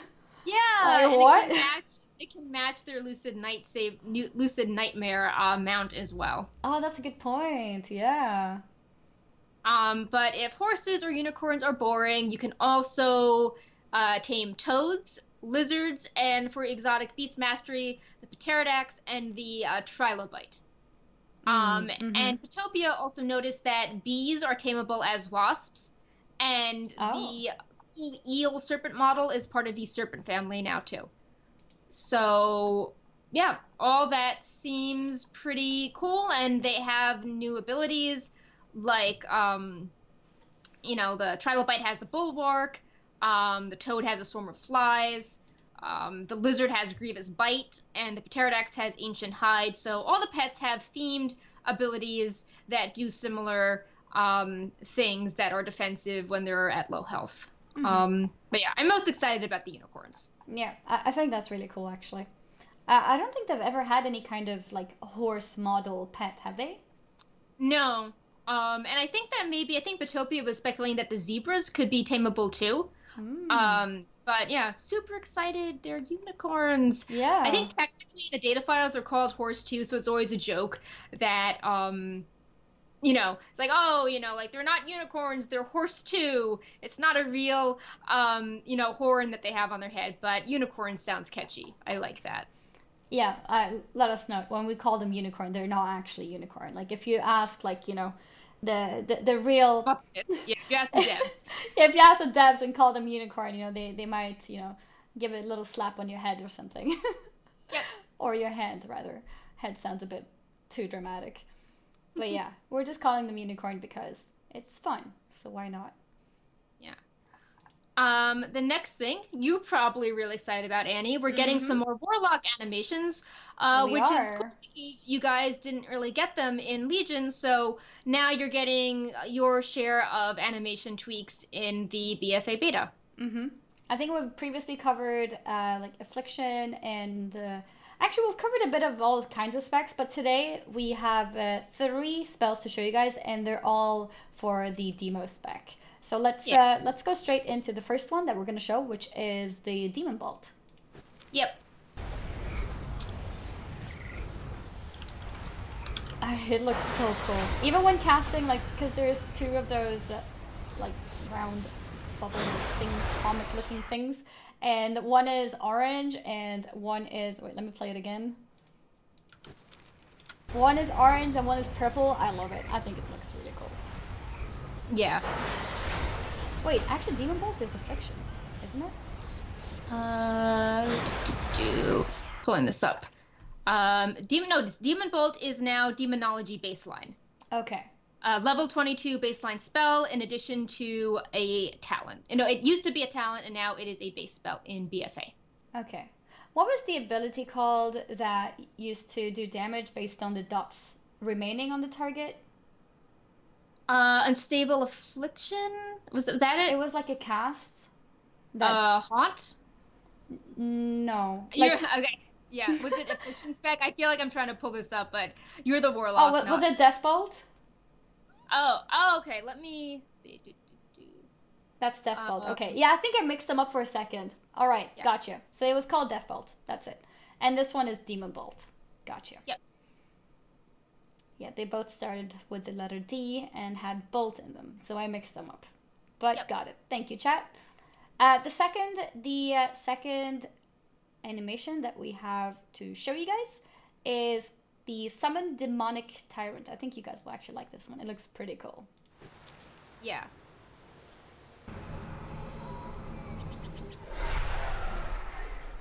There it is. It's like creating a little rift and the demon just comes out of it. It comes out from the twisting nether. It's like, hey, everyone. Yep. And the last but not least spell animation is the Cold Dreadstalkers. Yep. It's got a little shadow going on. Mm-hmm. Actually, let's play that again. It's pretty short. Notice the Dreadstalkers just jumping onto the target. Looks pretty cool. I'm happy with the new updates. I feel like Warlock has been getting quite a bit of love with new animations this BFA. Yeah, so probably happy with that. Yeah, I'm happy with that. I think it's cool. And even though I don't play much Demo, it's still really cool to see these updated animations anyways. And it makes me kind of want to play it. Like the Summon Demonic Tyrant I think looks really cool. Yeah. I want to see that. The final class thing I just wanted to touch on briefly was that Ignore Pain is back for Protection Warriors, but it's on the GCD. However, racial abilities are now taken off the GCD. Mages have removed Curse back. There are some new talents for Frost Mages, Sub-Rogues, and Affliction Warlocks. And there is a new Keystone affix, which is Infested. Non-boss enemies have been infested with a spawn of Gahoon. So there's lots more updates. If you're like, well, I don't care about it from build to build, tell me what's going on from 7.3.5 to 8.0. You can check out our overall list of changes. We updated every build to show the cumulative changes from one patch to the other. And yeah, always a lot of good stuff going on in the class changes. We've been getting more blue post recently as well. Oh, also of note, your Summon Gargoyle spell can be transformed into a Valkyr. Instead, it's now a cosmetic option because the talent to summon the Valkyr has gone away in a few builds earlier. So, you still have the Valkyr option. I'm still very mixed about the GCD thing. Or not mixed, I'm actually very concerned about it. Yeah, I think everyone is. A lot of people are very passionately against it. I think I feel very concerned about it, but I do believe that Blizzard will make sure that the game won't feel clunky for the people who have to deal with these GCDs, but it still feels concerning. I guess we'll see when the patches land.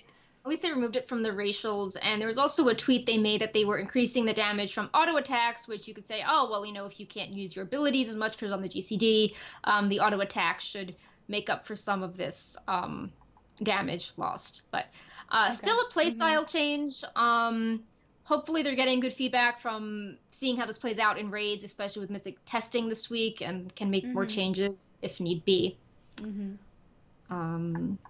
Yeah. But yeah, moving on to Zone. We have a lot of Zone updates. The first update is that Stormwind and Orgrimmar have received some updates. with refugee camps, as well as a God of War reference. I don't think we need a spoiler tag for this because we're basically showing things that were related to the cinematic, which has like millions of views. But I don't know. I don't think it's heavy spoilers, but it is like zone changes. So I think it's okay. Yeah. Okay. So it's okay.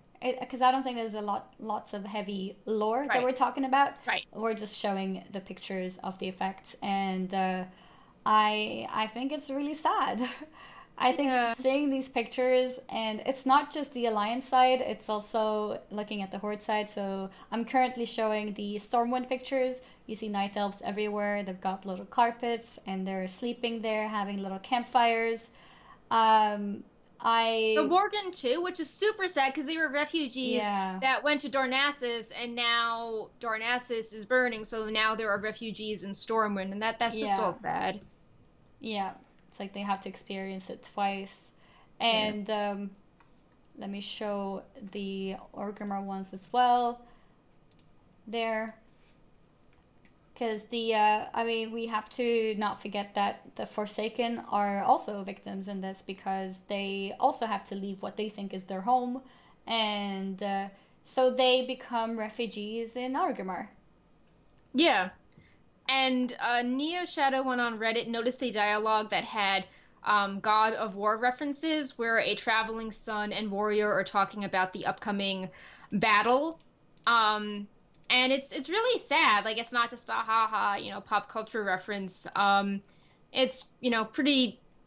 It's pretty humanizing. Like, even the little son is saying that he feels bad the elves lost their tree because he knows that the orcs lost their home, and his mother had been crying about it. And the boy is like, did the Horde do something bad? Like, did we start this war? Will the war change the Horde? We will see.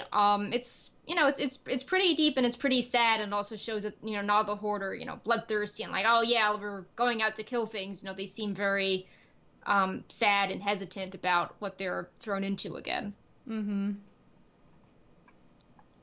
Yeah, I'm showing both the picture and the text in case you want to read all of it yourself. Yeah. Yeah, I think the whole thing after Teldrassil burning and after everything that happens in Lordaeron, there's definitely a lot of homeless people, not people, but whatever race you are, whether you're a night elf or Forsaken, who will not have a home anymore and be forced to sort of live on the streets, I guess you could say. Yeah. You see the little campfires everywhere, and like this one as well. I'm not even sure if these are tents. They're just kind of covers for them. Yeah. We also saw the aftermath of the battle for Lordaeron in Tirisfal Glades. The zone is pretty much destroyed, as you would expect from seeing the intro cinematic.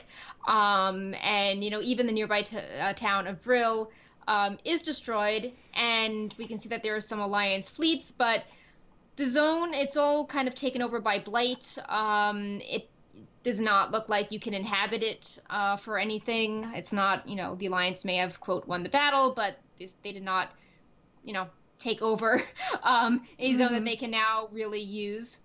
And you cannot even go into the ruins because it's dangerous and covered in poison, and it will be strong enough to kill you. Yeah. And Zadormi is here, and she can take you back to the past. So you can see how it was if you, want to quest or just miss the old version of the area. And the Zeppelins that transported you from Undercity to Orgrimmar and Gromgol Camp in Stranglethorn Vale have been put out of commission, obviously, with the destruction. But you can take portals there instead to see what it looks like. And in lighter news, we have Borealis updates. Before I get to the real, we still have Teldrassil to go, but in lighter news, we have Borealis updates. And it's lighter because there is, we covered a house of cats last time, and this week we have a house of puppies. Yeah. So with cats, you can say crazy cat lady. What can you say about dogs or puppies? So the shop is called the Rough Waters, And The rough it's really waters. sad because someone's like, oh, I don't own them. I just like help feed the strays and I pet the one every day that needs the most love. And they're all cute. Like they're all sitting on pillows. There are bones every place. There is meat for them to eat. They're doing cute puppy things like standing on their hind legs. So they are cute. Almost as cute as the cats. Almost, yeah. I'm glad you said almost, so Brightpot doesn't get too upset. Yeah. And the cat lady got a new dialogue in Borealis, which was, it started with 3 cats. 3 cats. That seemed reasonable. But then a friend moved away and needed to rehome her cat. And then I found a sad-looking stray on the street. A neighbor passed away. One had kittens. A couple just showed up. I love each and every one of them. I wouldn't trade any of them for the world. Aww. So, that is why she has 25 cats. Oh. We also saw some various updates like the Black Market Auction House and Azeroth Reforger and more merchants and more statues still unfinished in the Harbor of Borealis. They looked really bad unfinished. They kind of look like gray rectangles, but they won't be that way when things go live. We have a port with the ship the Relentless, which takes you from Borealis to Stormwind.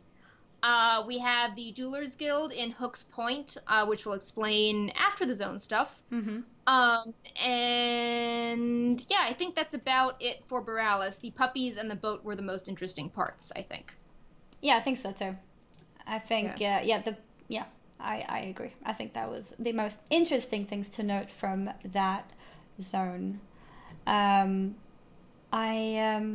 think in that case we can move on to more kind of darker pictures, a bit more gloomy, a bit more sad.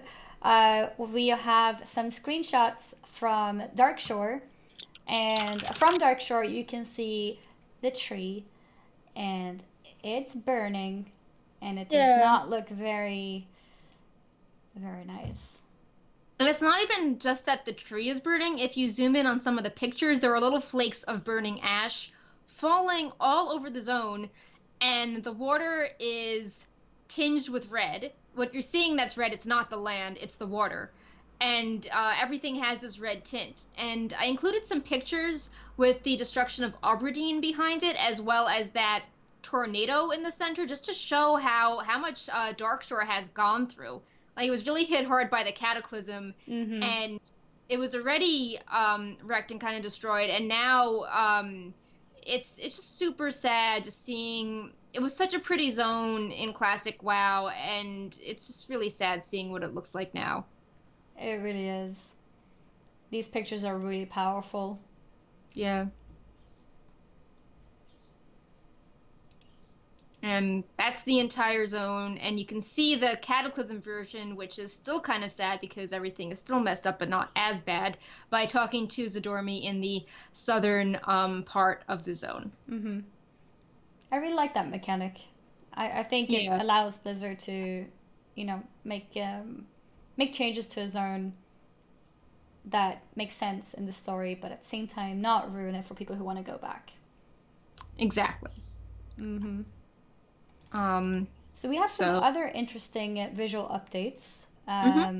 For these updates, we are not actually sure why they were updated, but you guys may recognize the area Uther's tomb, and we have some pictures to show you guys some before and after pictures.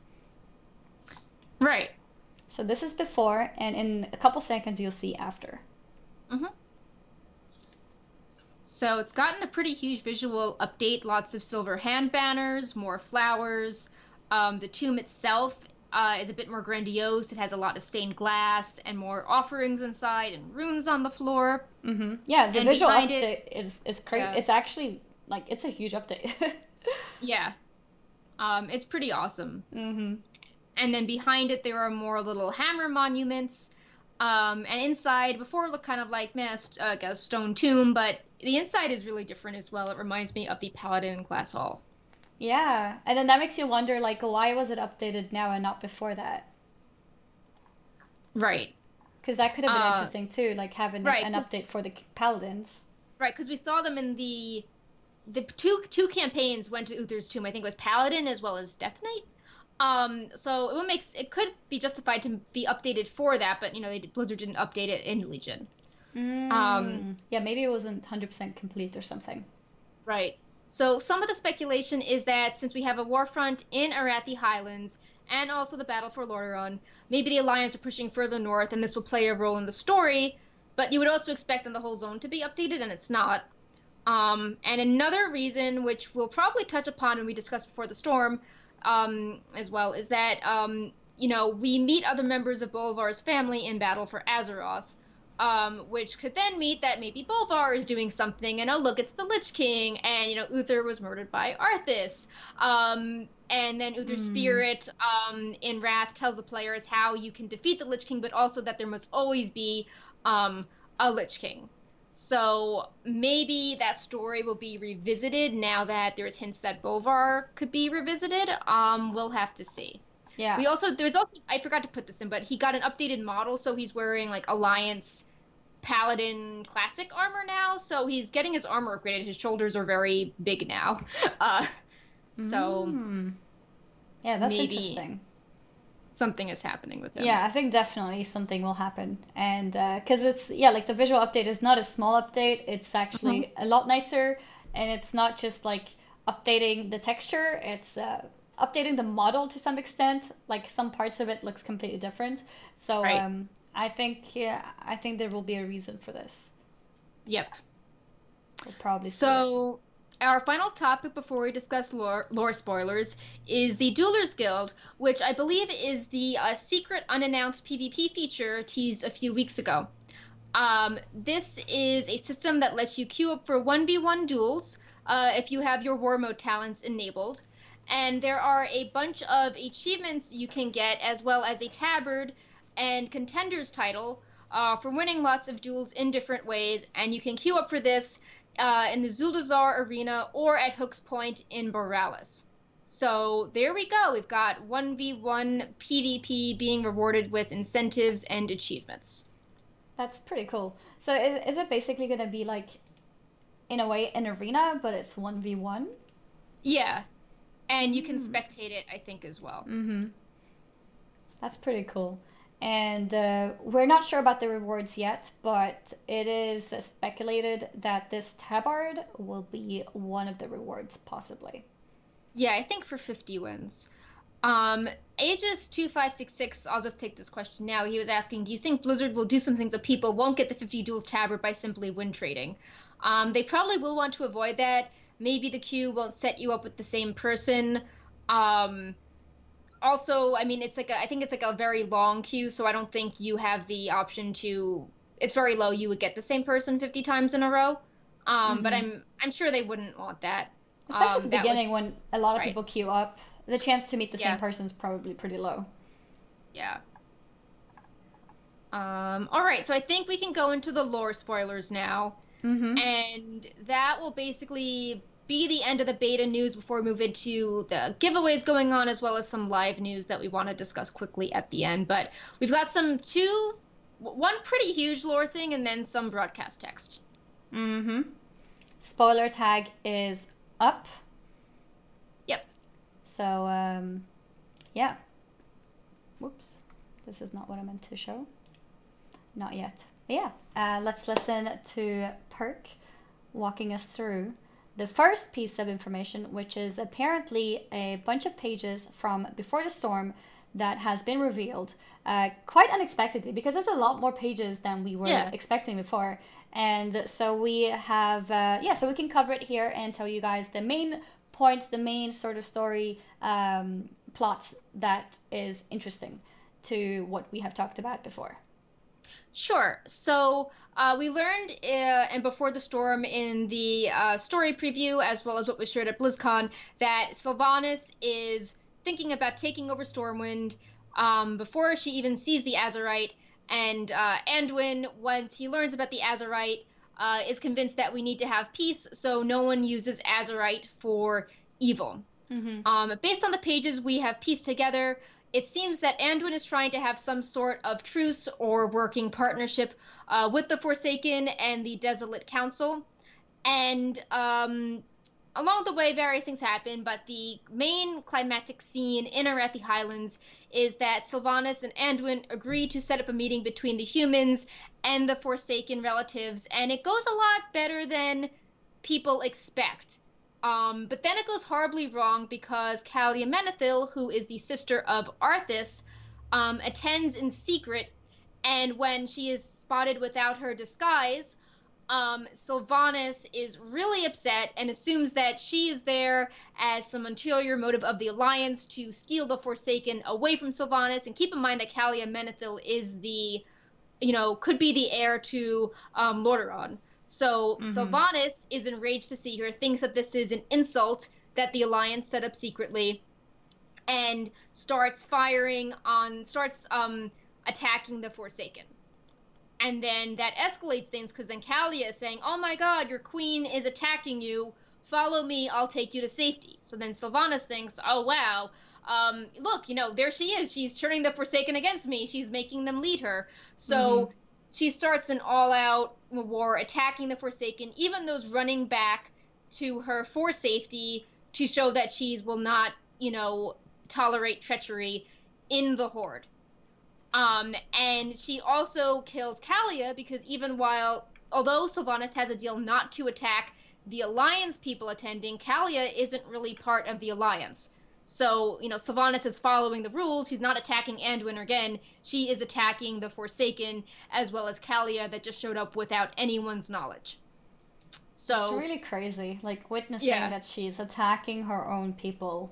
I mean, I understand she sees them as traitors because from her point of view, but it's still, crazy to think. Right. And then it gets even stranger because Anduin, along with the undead priest Alonzius Fowl, I didn't mess up his name, they are able to resurrect Calia together. And she ends up not as an undead, but not a human. She's like a hybrid, so everyone's like, allied race. So she is resurrected. And then this kind of ends where the Alliance thinks that the Horde set up a trap where they wouldn't, they agreed to the peaceful deal and, oh, look, Sylvanas just killed her people. She's a monster. And then the Horde are thinking, oh my god, look, the Alliance set up this thing, but they tried to incite Sylvanas and they're responsible for killing the Forsaken and, oh, we must band together the Horde.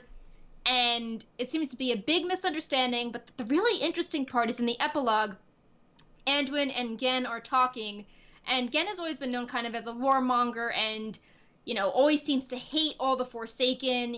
They were invading Gilneas. And at the end, he actually says, I was wrong. He's like, they're not all monsters. I feel sorry for them. I saw some of my old friends as Forsaken. And, so he's, after all this, after seeing what Sylvanas did, you would think that Gen would be, itching to hate all the Forsaken, but he has actually matured in his perspective. And he doesn't, he hates Sylvanas, but he's realizing that not all of the Forsaken, are evil. Yeah. So. And being very sympathetic, and that's a huge sort of proof of crazy character development over the years of Gen being around, and I think that's pretty cool to see. Right.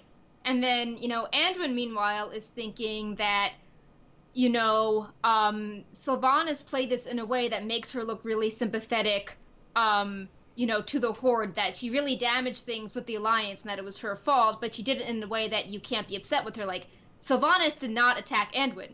She attacked Calia and the Forsaken that she has now painted as traitors. Yeah. And, she killed the heir to Lordaeron. And the Horde could think that, oh, look, she looks really good because she didn't attack the Alliance and start a war. She only killed the people that were causing trouble. Yep.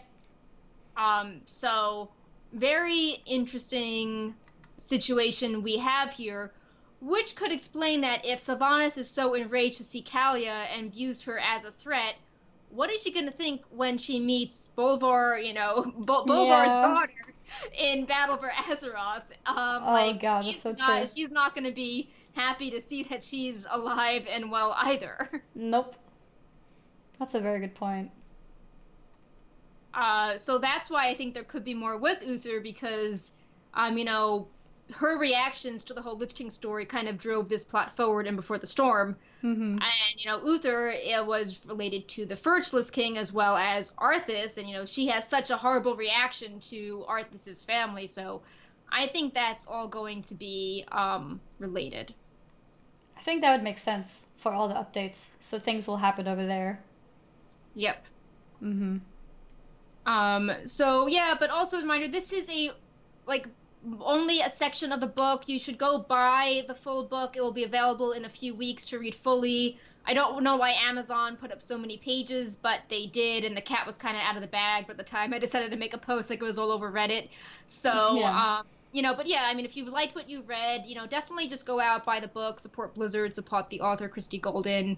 What we've seen so far is pretty interesting, and, you know, getting more politically nuanced than what I think we've seen in the past, where it was more like, Garrosh evil, he killed people, then escaped to warlords. It's like, oh, you know, we've got all this political intrigue, and, you know, I still think the Alliance looks better than not killing your own people, but, you know, Kalia was being very risky and naive, and, you know, maybe Anduin was naive as well.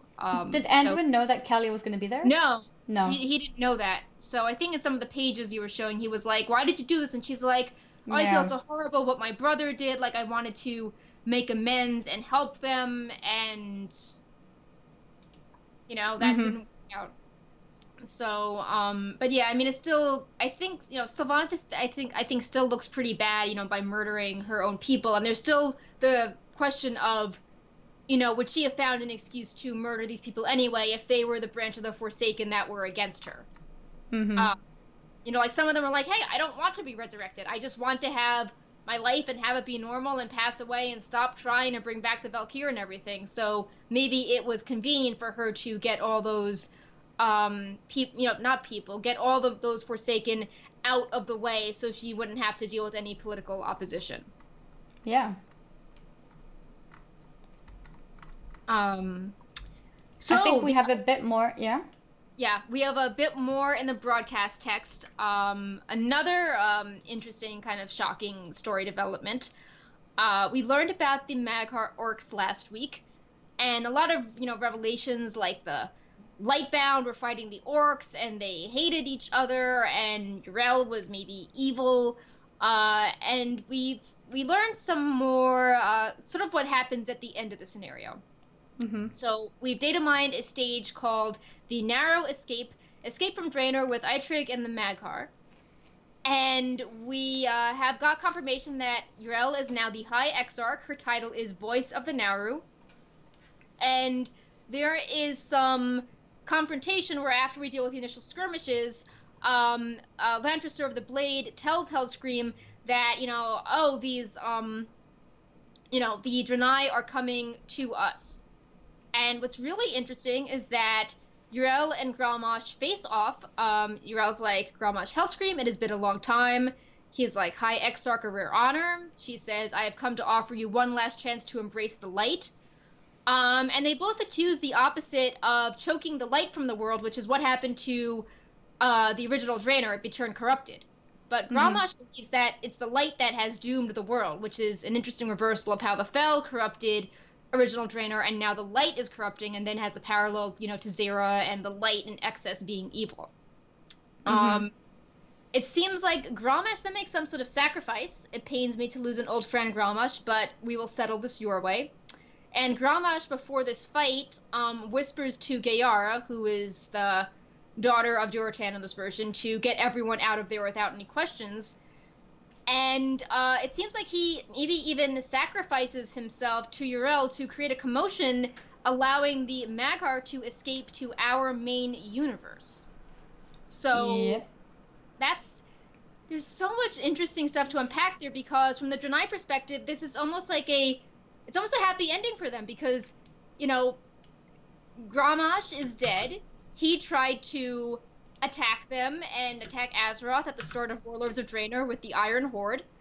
The Draenei and remaining orcs that follow the light are working together and seem happy for the moment. You know, the orcs that were always attacking them, or, you know, refusing to give in to them are now escaped. So it was like a really twisted happy ending. It's like, oh look, everyone works together as long as you follow the light. And another parallel, Grom has died in both timelines to do something he'd use as heroic to save the orcs. His death allowed the orcs to escape in this timeline, and the other one, his death allowed the orcs to become uncorrupted. Great. Hello, Brightpaw. Yeah, I can see Brightpaw. Wait, let's move it. There. Yep. Just as he disappeared. Yep. Come on, Brightpaw just made an appearance, but I think you guys just missed him. Yeah, well, he's in front of the keyboard now. I guess he likes this text. Uh-oh. I'm moving the keyboard so he doesn't remove things. And it's besides like the quote happy ending for the Lightbound, it also makes you just, I don't know, think about how this all came to be. I mean, if you have to think, we're only getting the Horde's perspective. We don't know what Uriel's perspective is, or the Lightbound. I mean, to them, they're like, Grommash was trying to kill all of us. Mm-hmm. Then he had a change of heart, and now he won't work with us and follow the light, and, Grommash was doing pretty crazy things with the Fel, and we've learned that in the main timeline, the Draenei were kind of wiped out by the orcs, and he was the first one, to drink and be corrupted, so they could almost view the remaining Mag'har as a, threat to them, like in both timelines. Yeah. So I'm actually hoping that maybe with this all, they will maybe give some more perspective from Iroh as well, so we can understand that perspective a bit more. I think your voice just went down a bit. Can you say something? Test? There we go. Test. It's okay now. Yeah. Yeah. But it's really hard to... I mean, it seems like maybe it's an unreliable narrative. Like, Grommash did some really horrible things, and we never have any, like, apology or sense of regret in all these stories. It's just like, okay, well, like, I'm the war chief, I'm wonderful now. Yeah. So you can understand why the Draenei would still be kind of, skeptical of him. Yeah, definitely. But yeah, apparently High Exarch Uriel is fighting Grommash Hellscream at the end of all this. Yep. So, very interesting stuff. I hope we learn more about it, just because it's like, fast forward 35 years and this beloved character is now, killing someone, but he had no character development, so we're not sure why we worked with him in the first place, but now we're meant to feel sad that he's dead, and it's just... Yeah. It's this crazy loop of stuff. I think every time we talk about warlords in general, I was talking about this a bit earlier as well. There's so many things that have a lot of question marks, because it's just, it's an alternative universe, I guess, and it's a different time. There's different characters in both of those different universes, and it's a really interesting type of, like, I hope that we get some more lore content on this, and I think the Mag'har orc is kind of opening the door to that, because there's a lot of interesting things to find out, but it's not there yet. Right. So maybe we can write an article on this specific thing, just because it's really fascinating. And yeah, I do think that people are being a little unfair to Drell, just because Grommash did the Iron Horde. Like, he wanted to, we were fighting the Iron Horde in Blackrock Foundry. That was us. Yep. Like, they were the enemy. Yep. So it's like, yeah, like, why wouldn't we, it's easy to think that they would go back to their old ways and always be a threat. But yeah, some other quick updates. We've discussed how we're trying to rescue Jaina from this horrible place she was exiled to. And we're going to be showing on the screen the dialogue showing how Gen is helping Catherine realize that maybe she was wrong, and that she should, trust her daughter, and she's seeing these visions of, Jaina being tortured, and, in this conversation, she's then convinced to go help save Jaina, even though originally she agreed to exile Jaina under the orders of Ashvane, who she later learned is now betraying her to work with the Shara and the pirates. And we also learned a little more about Lillian Voss. This text didn't totally make sense at first, but after seeing what happened with Before the Storm, maybe this does make more sense. because she is asked why she has embraced the Horde, because when we first met her, she was disgusted she was a Forsaken. You know, she couldn't believe she had been transformed into this, and she just was killing the Scarlet Crusade, but didn't really like the Forsaken. She was like a lone wolf. And she's explaining why she is trying to help those turned into the Forsaken, as well as why she doesn't like the Alliance. And she had a line about the human kingdom shun the former brothers and sisters because we remind them what's lurking beneath the facade of flesh. And it's like, oh, well, maybe she doesn't like the Alliance because, you know, she heard about this event where the Forsaken were kind of led into a trap and killed. But then she also has this interesting line hinting that she's lying to us because she says, "It seems my skills drew the attention of the powers that be. My services were requested. Did you catch the hidden meaning there? Sorry, despite my profession, I'm not the best at subtlety. Regardless, I know how to recognize an opportunity when I see one." So it's like, is she a double agent or spying on, you know, Sylvanas, or is she hinting that, you know, her services are requested to be loyal, so hint, hint, she's being loyal? It's hard to really understand what she's thinking. But I do think it's true that, you know, she feels sorry for other people that are turned into Forsaken and wants to help make their transition easier. She seems more sympathetic to them, while with the, you know, Sylvanas, it's like, oh, I was asked to serve, so I have to. Like, she doesn't really seem to have any great love for Sylvanas. No.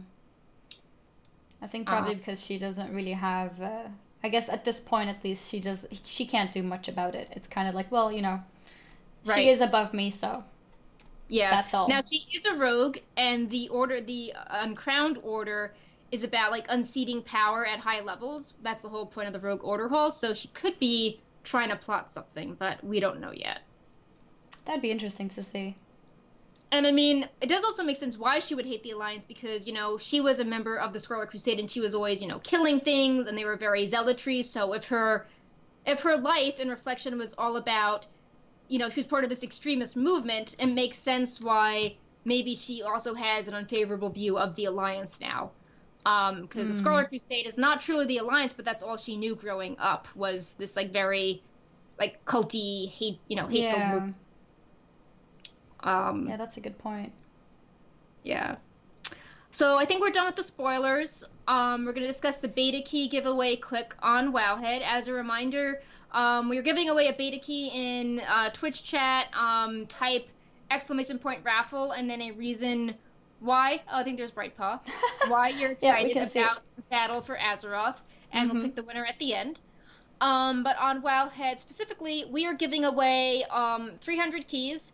We do a traditional site giveaway where we, you do something, you get an achievement, you verify on the site you have the achievement, and then you're automatically entered. So this week you need to complete one wing of Antorus the Burning Throne, so you can understand why we are in this mess in Battle for Azeroth. And we will pick the winners. This will be ended on May 21st. And we will be giving a giveaway in our site Discord, probably on the weekend. And Annie and I are discussing some more interesting things we can do on Wowhead Weekly as well. So that is what is up on Wowhead. And thank you, Blizzard, for giving us so many keys to give away. Like at the moment, we have the raffle in the chat where you can type what you're looking forward to with BFA. And maybe we could do something... maybe something even more interactive than that. We'll see. Yeah. We'll try to think of something cool because we want to make it fun at the same time. Also give you guys beta keys. So we'll see what we can do. Think of something fun. So this thing was pretty interesting. Moving on to live news. This was super popular. There is a Warcraft movie prop auction by Prop Store, which is an LA and London-based company that specializes in auctioning off movie props, that runs from May 14th through 25th. There are over 600 props as part of the auction, and there's a ton of awesome stuff ranging from a Stormwind mailbox to the throne room set to Doomhammer to lots of hand-drawn maps of popular zones to King Lane's armor, the Stormwind message board, a Lordaeron shield, Lots of really fun stuff, and even some of the elf costumes. I think the female elf costume is several $1,000s already. So yeah, I've seen a lot of talk about these in on Twitter. Yeah. A lot of people love these. I mean, if you just look at it, it's beautiful. Right. And you know, because of it being used in the Warcraft movies, it's going to be at highest quality as well. Right. So this is really cool.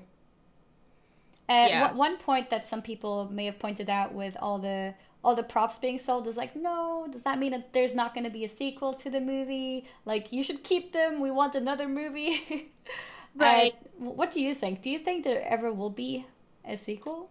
So, I mean, Blizzard has been expanding more to cover different mediums. I think that even if there was another movie and this was more Blizzard backed as opposed to Legendary backed, if they did something such as, Arthas, for example, like all these, we don't need a Doomhammer or Garuna's dagger or, True. Medivh. So a lot of this stuff I feel could not be saved or reused. Plus, when you make a movie, there's lots of different versions, especially like in battle scenes where things get worn and torn. So like, I'm sure there wasn't just one mailbox or, That's true as well. One throne room. So there's always extra things. And yeah, I mean, a lot of these things, I think, like, King Lane's armor is like, okay, well, I don't think, King Lane would play as much of a role in a story about Arthas. Yeah. So it makes sense to auction that. Okay, Brightpaw, we're moving it. We're picking up the cat. Oh, good baby. Aww, we have Hello, a cat. Brightpaw. Welcome back. Aww, Welcome back to the show. So in other words, it is still possible that a movie sequel would still happen. This should not affect it at all. And we can still have our hopes up. Yeah, and a lot of the props are going for really expensive prices, so it's almost showing like, hey, like, you have really dedicated fans who like this movie. Mm-hmm. Yep. Brightpaw is like killing my leg. Aww. Okay, bye, Brightpaw. All right, bye-bye, Brightpaw. Yep. See you later. So yeah, definitely check them out. And I was almost thinking of bidding on some things, and they got really expensive. Yep. And we have Brightpaw back. It's like, I really like this thing, and then you see the price, and you're like, The bids were really low. So I was like, the throne room is only $50. And then it's like, the throne room is now like very expensive. And same with the elf costume. So. Yep. That's so true. Yeah. This came up kind of at the last minute. We have Activision news. Call of Duty Black Ops 4 to join Battle.net launcher. The Call of Duty on PC will be fully integrated with Battle.net, only available through Battle.net as opposed to more usual platform like Steam. Mm-hmm. And you can chat with other people in the platform and see what games you're playing. You can pre-order it now, which means that you can acquire the game and digital shop items using Blizzard Balance, which means you can acquire the balance with in-game gold, which means WoW tokens are involved, which means WoW tokens will probably go up. That's a very good point. Yep. And I was just checking my launcher, and it's already available there. Well, like the pre-purchase button is already available there, which is pretty cool. So the update is going through immediately. Yep. And that's cool. I mean, we had Destiny 2 being added before. Was that last year sometime? I think it was last year sometime. Last year sometime. And now we got Call of Duty Black Ops as well. It's interesting. It feels like the launcher is becoming more than just World of Warcraft and like other very typical Blizzard games. It is interesting though, because a lot of people that, try to make gold to buy their game time through gold instead of money, this affects them because, the price keeps going up. So, you have some people that use the WoW tokens to convert it into Battle.net balance, but for the people that just want to, pay for their WoW account, now they have to make more gold. Yeah, that's actually true. Yeah. Yeah, maybe that's a bit unfair because people want to just play WoW and have like a, expected price for the tokens. And now that can change on a monthly basis. Yeah. That's a good point. The final quick thing we have is Gamescom. Blizzard will be at Gamescom 2018. Not totally unexpected, but it is the week after Battle for Azeroth comes out. And this isn't totally WoW related, but there will be a Hearthstone cosplay contest, so there's lots of WoW characters. And the reward is a replica of the Arcane Mage artifact weapon Aluneth, which is pretty cool, and it's a weapon that has significance for both WoW and Hearthstone. Yeah, that's one of the cool things with Blizzard in general, you know, like just having similar sort of lore and characters like combined in both games. So that makes the Hearthstone cosplay actually interesting even for World of Warcraft players. I have a little video that shows the weapon. Let me show you guys here.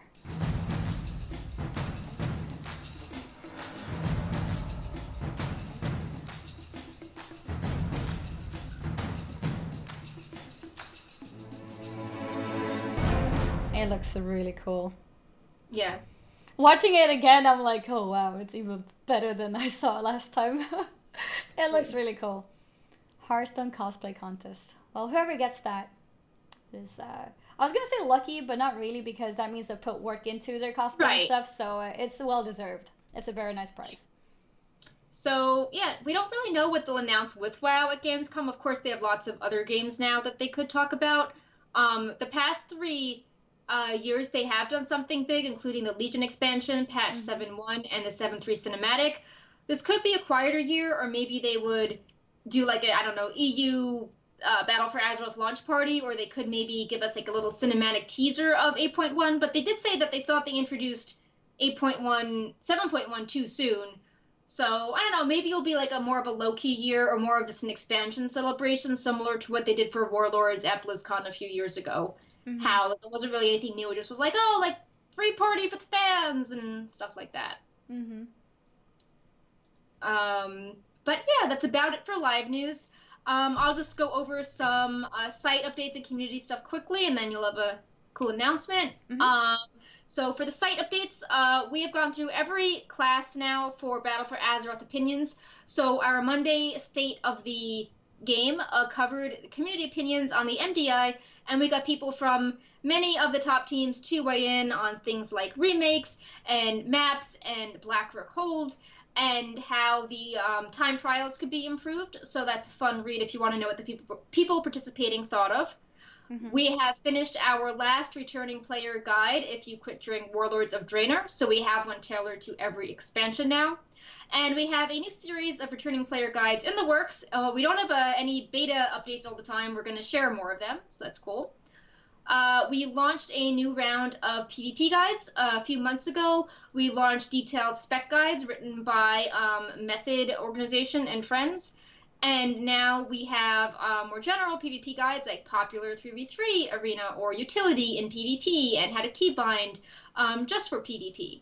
So if you are like, you know, useful add-ons for PvP. So if you're just getting into it and you want the basics, maybe you don't want to be like gladiator rank, you know, definitely check out those guides.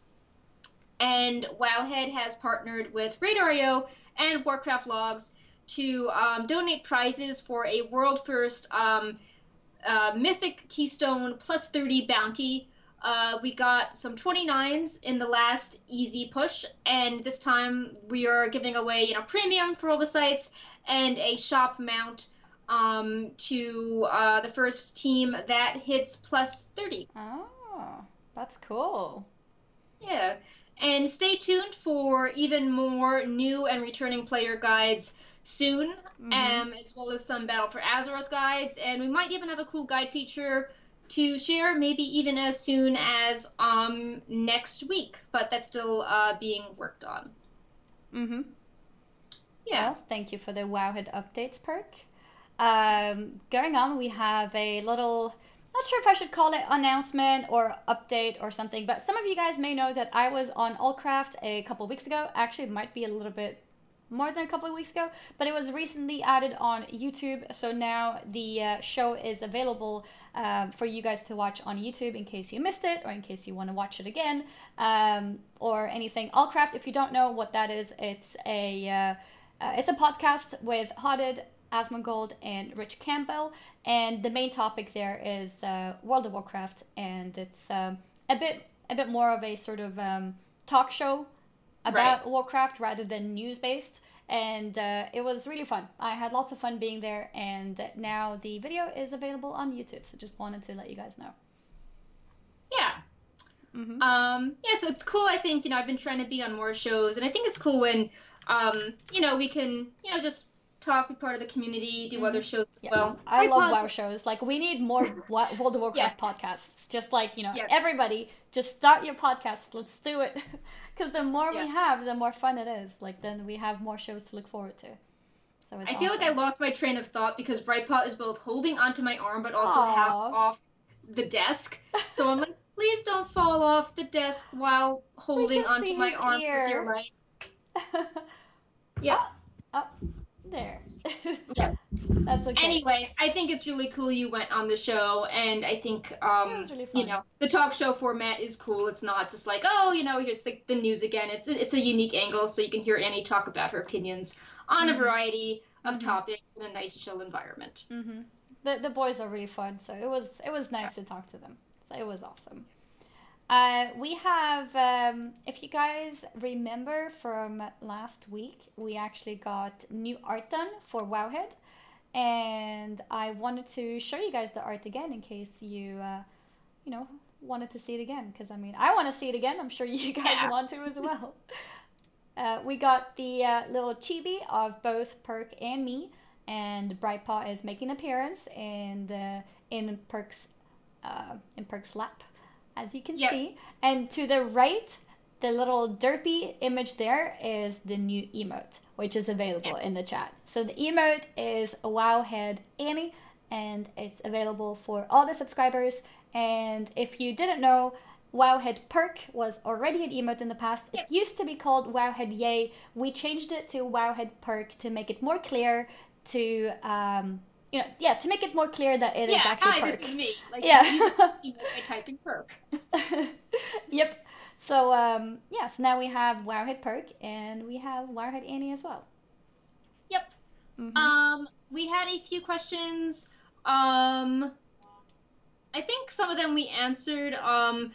There's a few general concerns being like, do you think the dueling arena system will be broken? And I think that there is, like we covered before, there is a lot of concern that it could be maybe exploited. But I think Blizzard is very, concerned about this. They don't want the feature to launch and have it be, kind of crappy. I know some streamers are working, streamers are like all about queuing up for this. So hopefully if there are any weird bugs, it will be caught with testing early on. If you're on the beta, do test this out so you can help Blizzard realize if something is not working properly and fair with that system. I think Blizzard will make sure that it works as good as possible. Usually when they introduce these kind of things, it's not something that they worked on for like 2-3 weeks. It's usually something that they've had, going on in the background for possibly more than the whole expansion. And then they just now kind of like have reached a point where they feel like, okay, now it's at a stage where it's worth sharing and actually using. So it should hopefully be good. And if not, I'm sure like the feedback will make them, make the changes necessary to make it work out. Yep. Smelly TV says, with the lack of tier sets, they freed up time to work on challenge mode armor, but in Mythic Plus, it might be coming. What do you think? I'm not exactly sure because we haven't seen any hints of it yet, and a lot of the armor sets, even if we couldn't data mine what they look like, we knew they were coming based on things like icons. I agree it would be cool. It would be cool to have more incentives to hit a Mythic 15 in battle for Azeroth, but I'm not sure.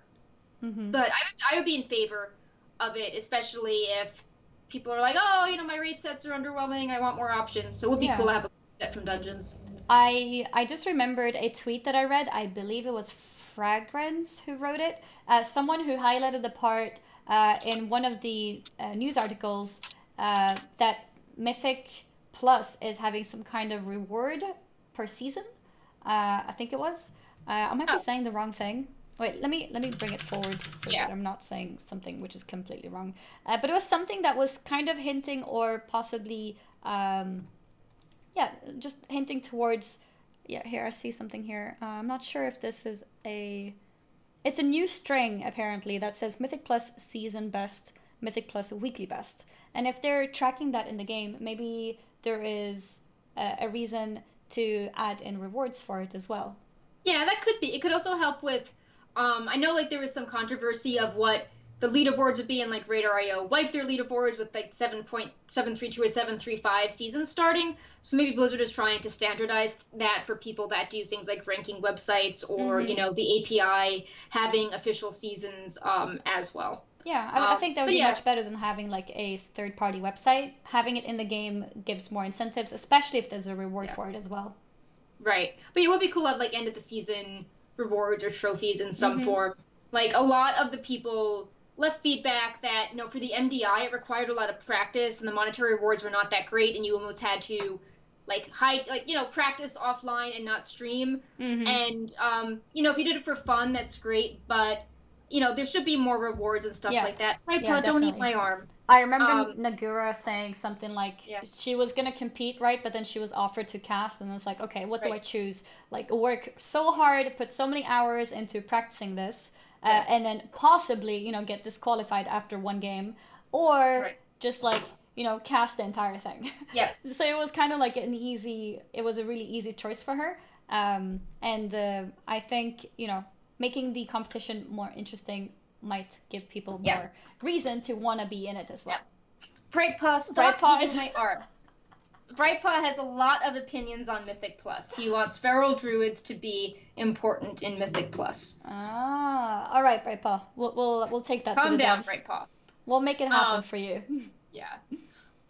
So our giveaway winner is Stormrald, and he's most hype for the he's most hyped for the Zandalari feral form. So another reason for Brightpaw to please get off my arm.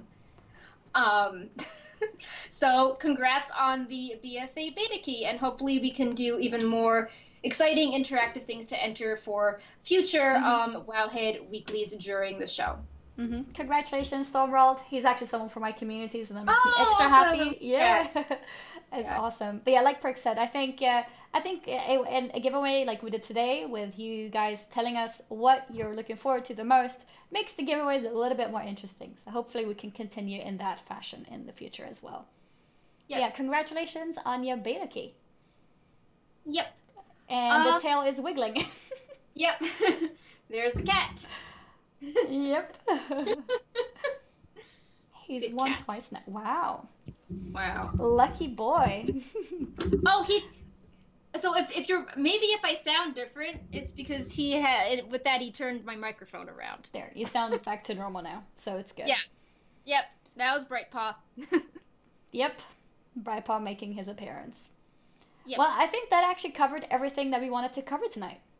Yeah. So kind of a long show, but you know, lots of cool, interesting Battle for Azeroth beta stuff, and you know, appreciate all the support as usual, and all the cat appearances. Hopefully, they add some levity to the show and aren't distracting. Yeah, hopefully. And also, or was there any more questions? No, that was basically it. Okay, perfect. Yeah, because I realized I didn't ask if there were more questions. What if I just like forgot about you guys? No. If you guys have questions as usual, I mean, not now, obviously, but during the show, normally what you can do is at the Wowhead or SAS to get your questions answered. But I think we've gone through all the questions now, so we should be good now. Yeah. So thank you guys so much for supporting via subscribing, via resubscribing, I even saw some bit donations, if I'm not mistaken. Yeah. Awesome. So thank you for that as well. Also, a shout out to people on the Wowhead website who are using Wowhead Premium. If you're not familiar with that, it's a subscription which takes away all the ads on the page for you, also gives you a color when you're typing in the forums, and some other cool perks as well. So thank you all for that. And we will see you guys again next week. Yep. And same time. Yeah, and join us on Discord, and feel free to, you know, watch the show on YouTube as well if you didn't manage to watch the whole thing. If you have any questions, you can also ask them over there. And that's it from us tonight. Yeah. Was there any last words that you wanted to mention? No, not really. Just thanks everyone for enjoying our beta coverage. It was a really large build, so we had a lot of articles to pump out, and people were really hype about them. So it means so much to the team that you are enjoying all the coverage. You know, we spent a lot of time on it, and we're really, really happy just that people are enjoying the work, and it motivates us to work even harder. So. And yeah, that's it, guys. We will see you guys next week at 10 p.m. Central European Time at, is it 1 p.m.? Yep, 1 p.m. 1 p.m. Pacific Time. And we will cover whatever news or whatever builds that comes up between now and then. Yep. All right. Bye-bye, guys. Bye. See you guys next week.